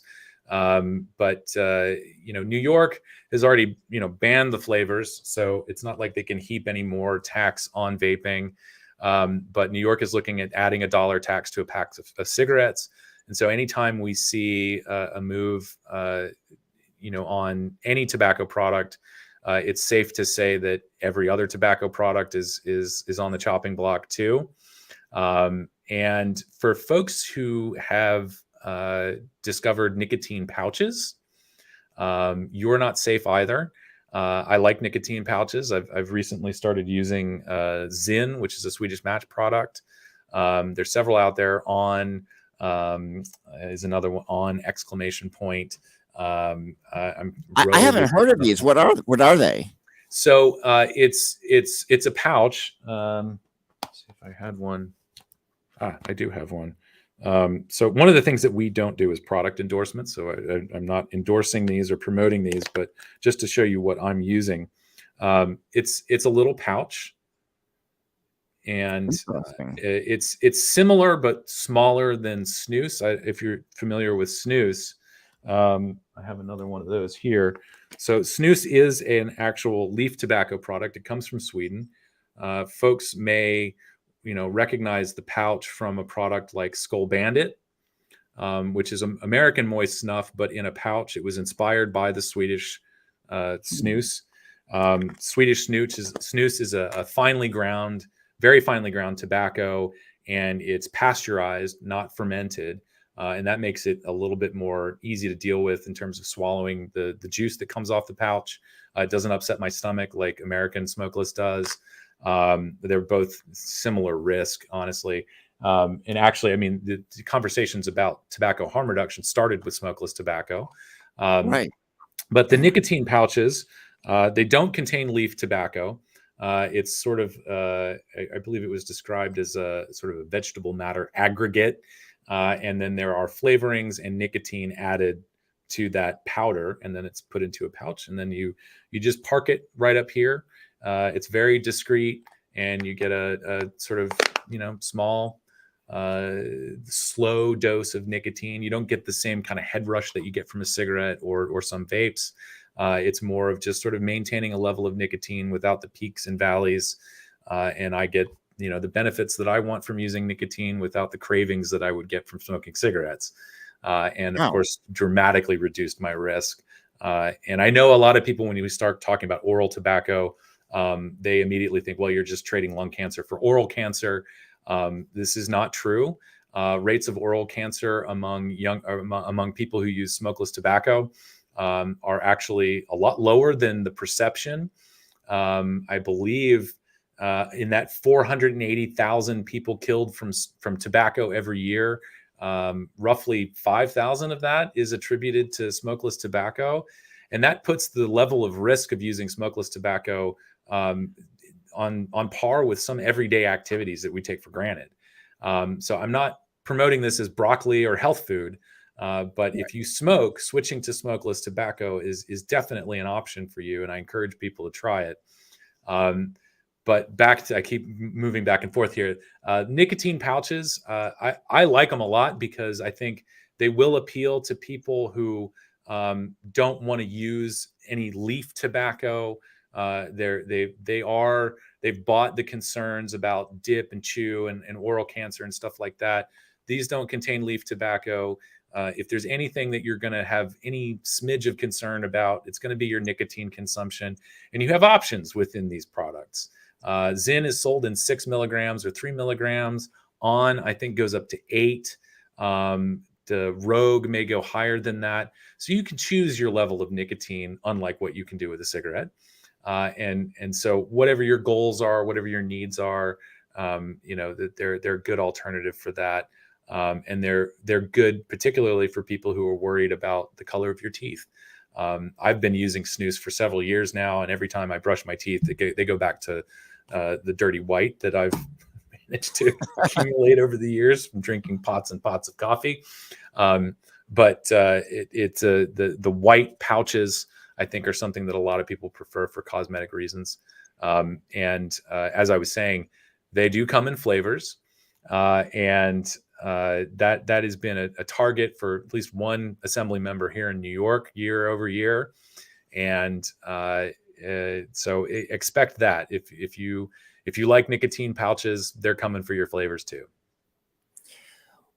Yeah, it's so frustrating. And I have to say, sometimes I get Cass's newsletter and I get just outraged. Yeah. Just some of the absurdities that are coming. Do you see a future push where they're going to try to eliminate vaping altogether? Well, they're doing that now. I mean, that's what these campaigns have in mind. They are that they're closet prohibitionists, and even some of their actions aren't really closeted. We have Michael Bloomberg dropped $130 million on Campaign for Tobacco-Free Kids and other anti-tobacco groups. And I believe this was back in 2019. This is another one of those sort of, illustration of just how disingenuous and absurd all of this is. Michael Bloomberg went on CBS Morning News sitting next to Matt Myers from Campaign for Tobacco-Free Kids. And it was an interview with Tony DeCopel was interviewing them. Tony DeCopel, by the way, who did a pretty excellent piece about vaping on CBS Sunday Morning. I was interviewed for that, but my interview didn't make the cut. And Tony DeCopel had his own journey, a former smokeless tobacco user, and of course we all have stories about someone we know who smoked, but he was one of the people who sort of came around to understanding that this was a benefit and this was better than smoking. And in the course of the interview with Bloomberg and Matt Myers, Bloomberg dropped the vaping reduces your IQ by up to 5 points, which is an absolute bullshit talking point that was about cannabis. And he just copy pasted it and superimposed it on nicotine vaping, and nobody on the panel pushed back against it. So he has been funding a lot of these efforts, not just in the United States, but internationally. Got into trouble, I think, in the Philippines in basically buying the Philippines FDA or government people to pass a vaping ban. And so, yeah, we have the case of an American billionaire running around the world, imposing his views on other populations without regard for their needs. And he just recently committed another $400 million to banning vaping. And they'll say, oh, it's the flavors. But, ultimately, they live with this delusion that we're going to take everything back to zero and we're all going to grow up nice, pure little angels. And that's just not how markets work. And they can try. The law is, as it stands now, as I said, your local vape shop is probably carrying up to 99% of products that are not authorized for sale by FDA. They are operating in violation of federal law at the moment. And so, for as much as the Center for Tobacco Products says that this is a data-driven, science-driven application process, we have actually seen the leadership at FDA, Center for Tobacco Products, make unilateral decisions and just deny anything that's flavored other than tobacco. And so this is coming from groups of people who I think, to maybe steal a quote from Grover Norquist, his comment about the size of government. It's not that he's anti-government. He just likes it small enough that you can drown it in the bathtub. I think that's kind of where anti-tobacco activists are going with this. Their rallying cry is we're going to put tobacco companies out of business for decades. And so if anybody thinks that they're going to stop short at a responsible, regulated marketplace that has, product standards in place that actually protect consumers, that's not their goal. They want these products gone. They're living under the delusion that bans work, and that me and my friends aren't going to find some underground source for these products. I don't know about you, but I was able to buy pretty much anything I wanted, from LSD to marijuana. If I wanted, I probably could have gotten some heroin when I was in high school. It's there. The demand is there, and no amount of hand waving and fist wringing and trying to clamp down on a regulated industry is going to take away that demand. Now, given how many vapors there are, I'm not saying that we have an exact number, but we have a pretty good idea. Do you see things changing as far as public opinion is concerned? It's going to take a lot of work. And I think one of the things that I'm sort of counting on is more defectors. And so I mentioned Cliff Douglas earlier, but before him, there are other people who come from the likes of the Truth Initiative. I believe David Abrams was a person, he was on the board at Truth Initiative. And now he's at NYU and has published studies highlighting the virtues of switching to smoke-free alternatives like vaping. And he has been pretty squarely in the harm reduction court ever since. We have Tom Miller, the former attorney general from Iowa, was actually arguably promoting Juul at one point. And one of the lines that he put out in an initial release was, "It's never okay to lie to children." This idea that we can tell these little white lies about risk and it's just going to keep kids away from things. It didn't work with the DARE program. It doesn't work with drugs. It's not going to work with nicotine. And so it's really a bad approach. And just recently we've seen 2 people from tobacco control resign and go to work for tobacco companies. We've Matt Holman from the Office of Science at the Center for Tobacco Products. He resigned from FDA and got a job at Philip Morris International. And likely because he realized that he could do more to improve public health working for a tobacco company than he could working at the Food and Drug Administration. And also Dave Dobbins from the Truth Initiative. He recently resigned and I believe is working on a consultant basis for a tobacco company right now. Again, realizing that they could do more good actually working for the industry. So I think, the more we see of that, the better. I don't know if anybody else is on the verge of jumping the tobacco control ship. But there are a lot of people who are not getting the airtime on our networks. I don't know that NBC would ever interview some of the experts from around the world, like Clive Bates, former Ash UK, has been outspoken about the harm reduction potential of this. We have David Sweener from Canada. He was involved in Canada's versions of the Tobacco Master Settlement Agreement that brought tobacco companies up there to heel and held them accountable for all the damage and lies that they spewed for years. And then, one of the earlier people who your viewers should definitely go check out some of the stuff written by Dr. Brad Radu. He is sort of the grandfather of tobacco harm reduction, one of the first people to propose switching from smoking to smokeless as a way to reduce your risk. Almost had his career destroyed for taking a counter view to how we should educate people about tobacco use. And so those are notable. The sort of long-term, really cynical view of this is that we just kind of have to wait for people to die off. And that doesn't necessarily have to happen literally. I think as we see people resigning, there's always that chance that the next person has a more enlightened view. We certainly don't expect that from the new director of the Office of Science at the Center for Tobacco Products.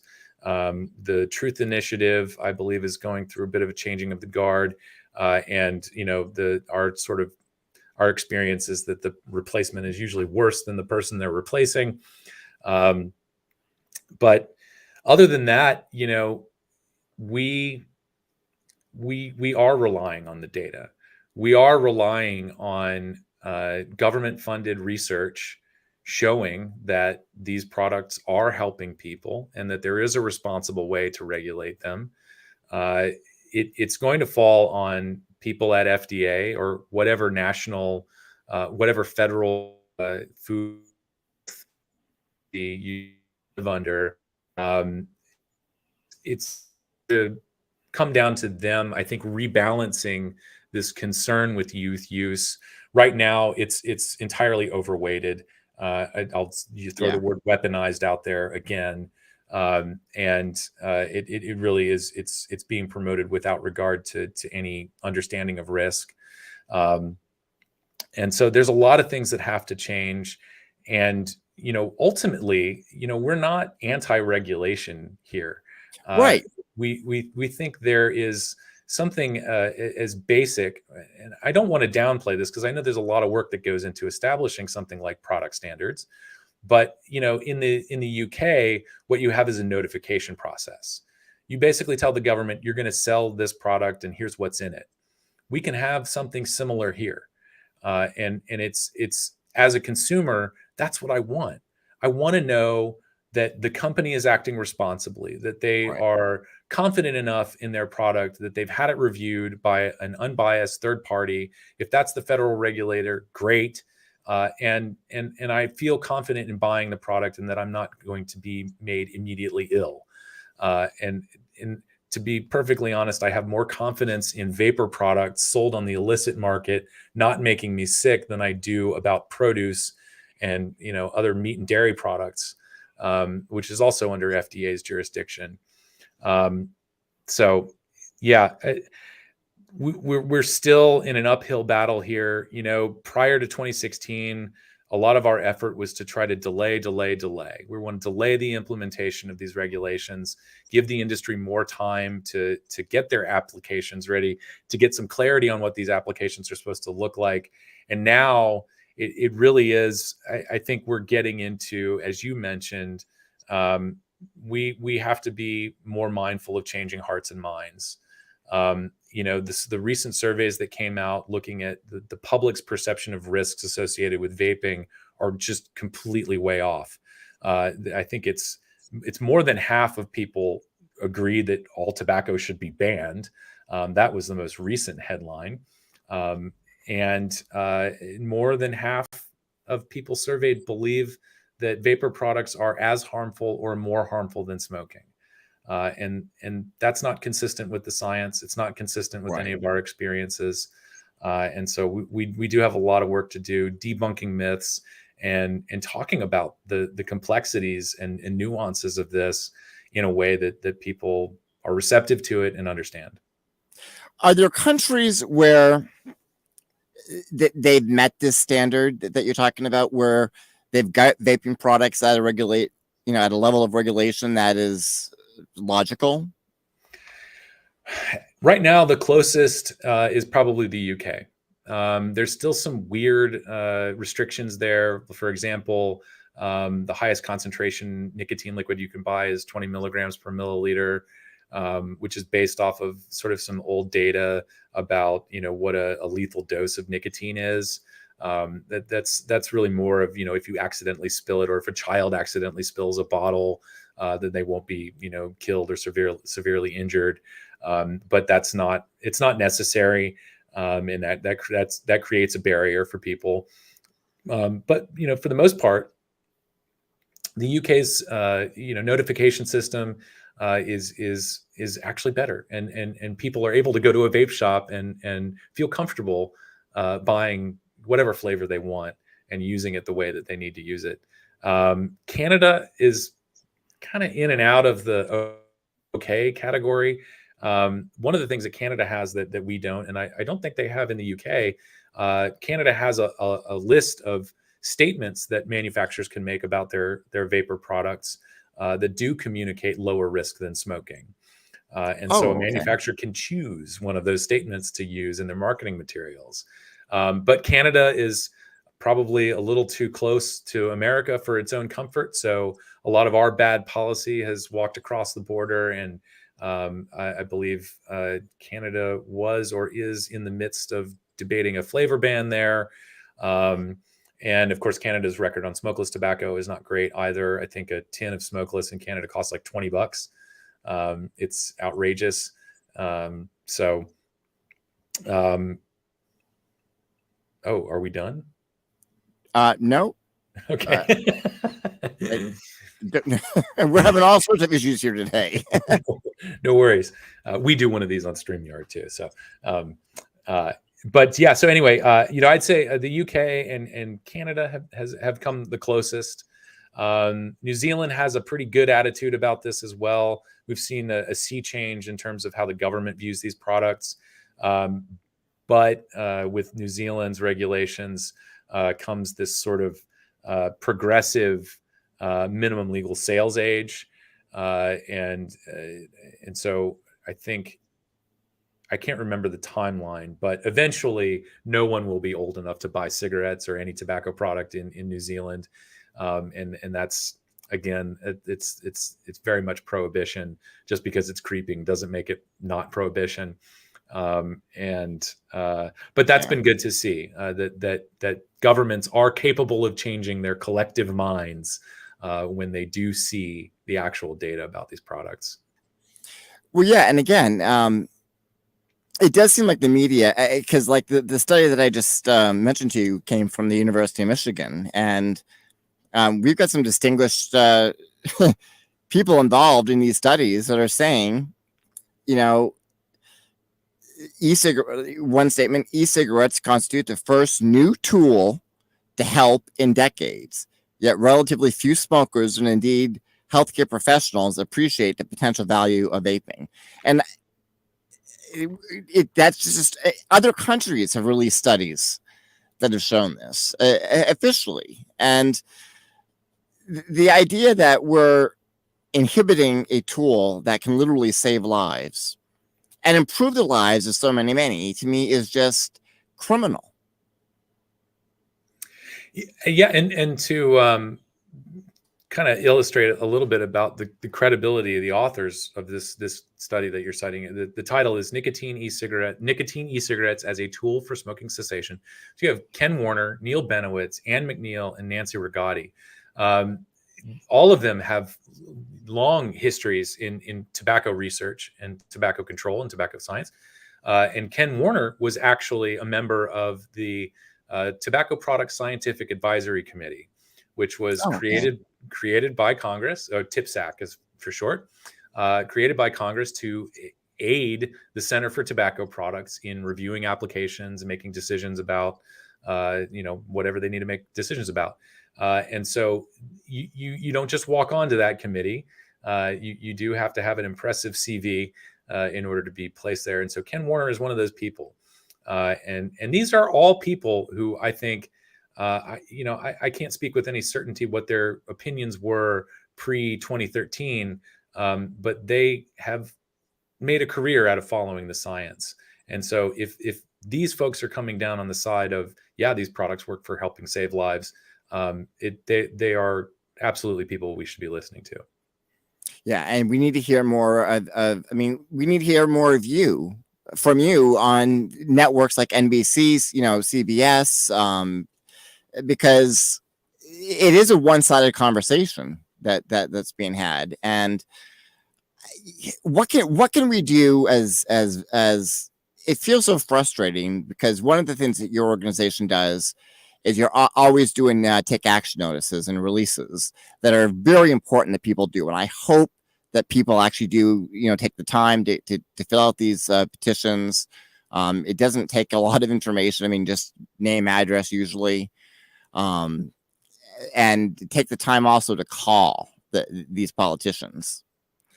But it does get exhausting. Let's just say exhausting to keep up with all of this. And it feels, again, I feel this sensation of defeatism where it's just like, I can sign this petition, but it's already been decided. What else can we do other than just working on public awareness? Is there any way that we can fight back more effectively? Well, I don't know, because there are gatekeepers to everything, right? We have the gatekeepers on social media, whether or not we believe that. Gatekeepers in the media. I have been on CNBC, and I was very disappointed with the way that they handled that segment. Mostly after the segment was done, I thought everything was great until I saw the headline for the YouTube video, which had something about popcorn lung in it, which we didn't discuss. We didn't talk about it at all during the segment. And I wrote them back and I said, here's a page from Cancer Research UK, which is an independent government funded organization. And they've concluded that no one in the world has ever gotten popcorn lung from vaping. You need to change the headline on your YouTube video. And the response was, well, we're going to go talk to the tobacco control person you were across from and see what they have to say about it. So the headline was never corrected. And I have it on a decent source that NBC, as a matter of policy, has an anti-tobacco bias. And so I don't I don't expect any objective reporting from NBC about this issue. In fact, at the peak of the lung injury crisis, you may remember, if you were following this as closely as I was, at some point in October, FDA changed their advisory to consumers. And it was very clearly laying the source of these injuries at illicit THC cartridges bought from informal sellers. And it very clearly laid the blame at illicit THC cartridges. Up until that point, NBC Nightly News had been running statements from both FDA and CDC. But when the CDC clearly identified the issue as vitamin E acetate in THC cartridges, they dropped coverage of FDA statements and just went with the CDC, which took 4 months to update their statements about this issue. So I wholeheartedly feel anybody's sense of defeat, exhaustion, burnout about this. I've been doing this since 2014.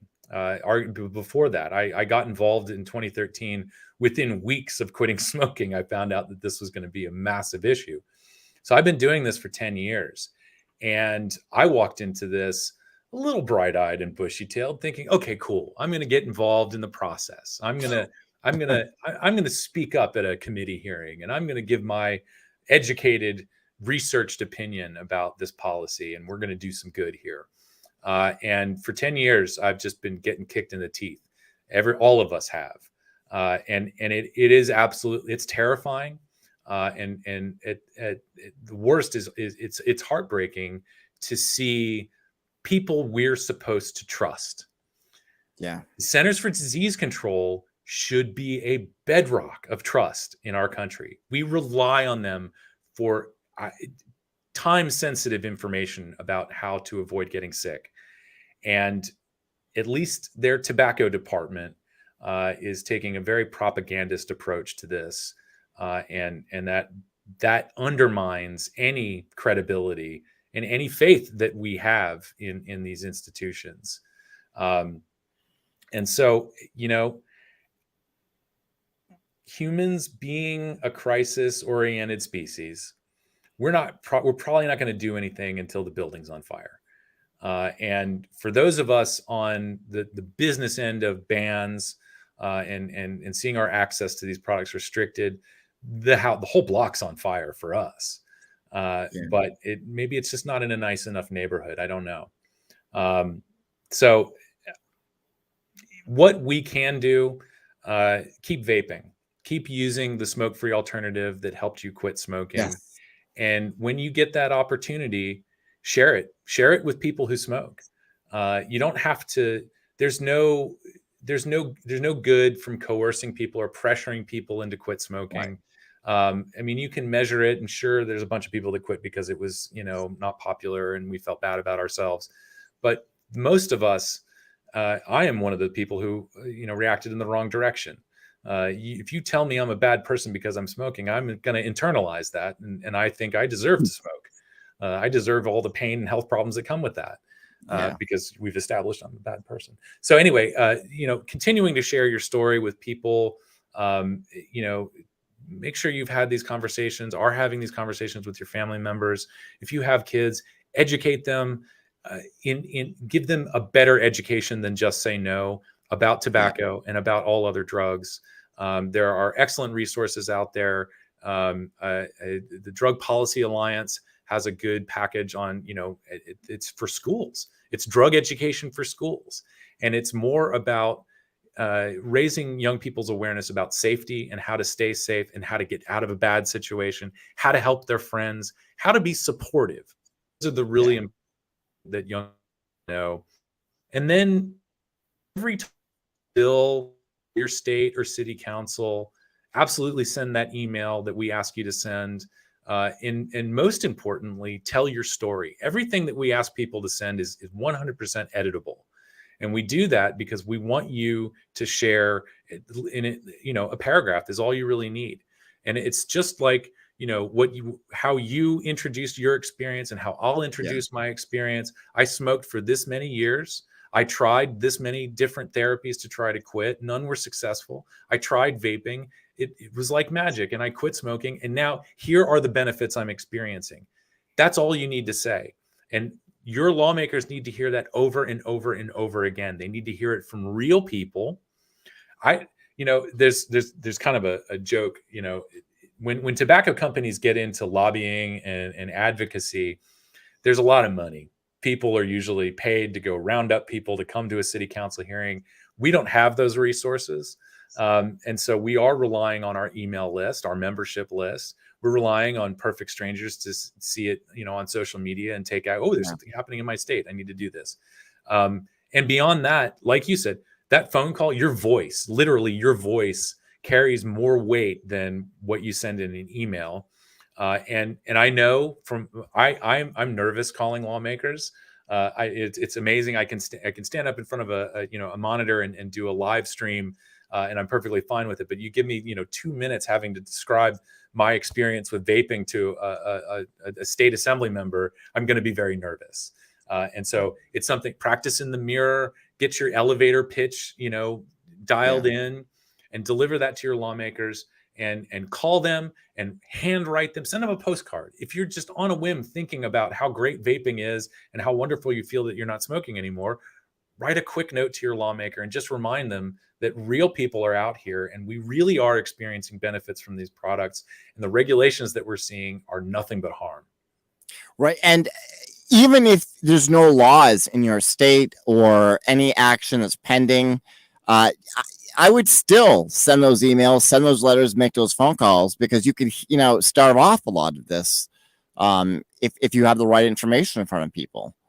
Yeah, and we provide those resources on our site. You can get into, if you want to know the history of vaping. The history of vaping goes all the way back to the late 20s. And we also have a lot of research up there.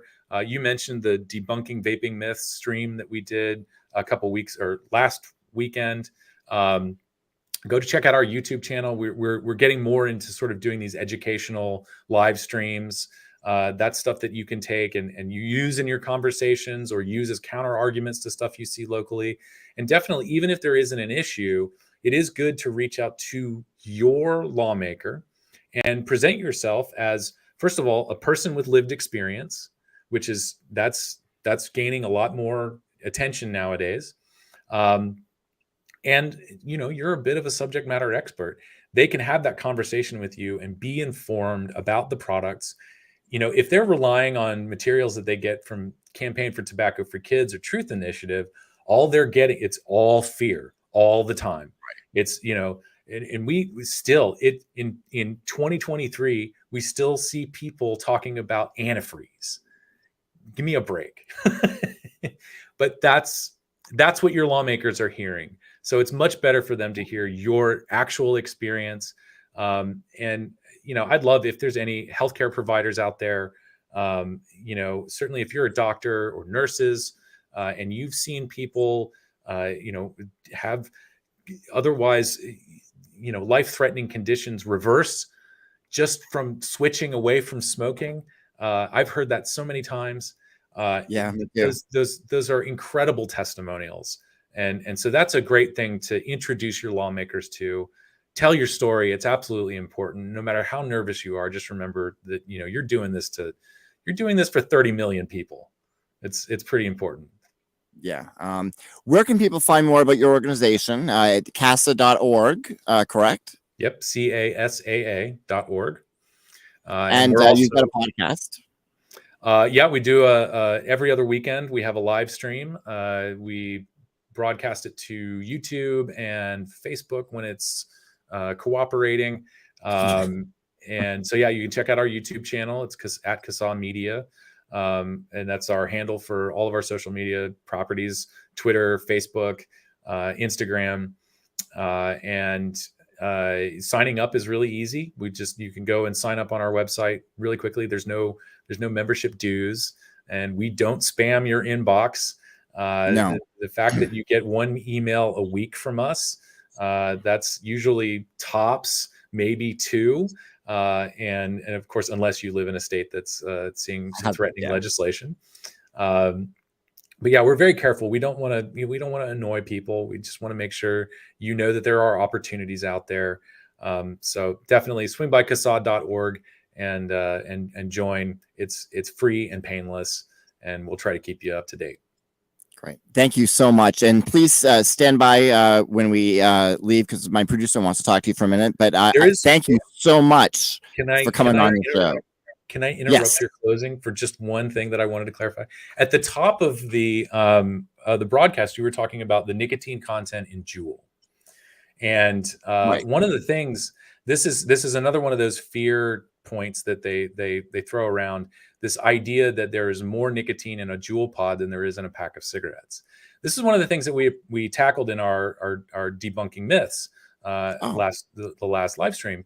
The reality is a pack of cigarettes contains on average about 240 milligrams of nicotine. The amount of nicotine in a Juul pod, it's 59 milligrams per milliliter in a 0.7 milliliter pod. So it's less than 40 milligrams of nicotine in the entire pod. So from the get-go, the lie that there's more nicotine in a Juul pod is a lie. The reality is the nicotine yield of a Juul pod, or the way that it's delivered to your brain, is similar, not exactly the same, but similar to what you get from a cigarette. So what tobacco control activists have done is they've taken the nicotine yield of cigarettes, which can be out of a pack about 20 milligrams, 20, 25 milligrams, versus the nicotine content of a pod. They're two completely different measurements. They're two completely different numbers. The reality is, using a Juul or any other nicotine salt-based pod system is orders of magnitude safer than smoking a cigarette. And how many milligrams are in a cigarette, for instance? I think, don't quote me on this, but I think the highest is actually Newport, and that's 15 or 16 milligrams. And that's not necessarily, there is some variation based on, the crop, the weather conditions and so on. For the most part, tobacco companies control the level of nicotine very well. But within a milligram or two, there's probably some variation. But yeah, cigarettes in the United States range from 10 to 15 or 16 milligrams. And so now is that when you get liquid, for instance, and I think this is important because I noticed that, as you said, they come in different strengths. You can get I think 1 milligram. You can also get them without any nicotine whatsoever. Mm-hmm. So how does that compare with the juice as far as measuring the nicotine content? If you get a bottle of 5 milligram juice, for instance, mm-hmm. how is that comparable to a cigarette in terms of how that's measured? Well, if you're buying by the bottle, I would say probably the most popular size is 30 milliliters or 60 milliliters. So a 30 mil bottle that has 5 milligrams per milliliter, I can't do the math, but 30 times 5, so that's 150 milligrams of nicotine in the entire bottle.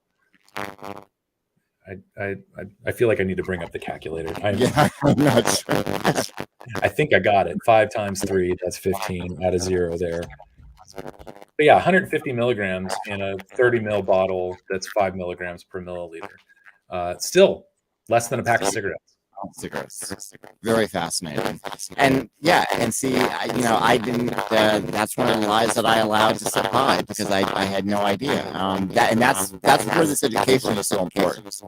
Because there are so many myths and misconceptions, and some of them you just assume are true because they say, oh, okay, well, they're twisting the facts.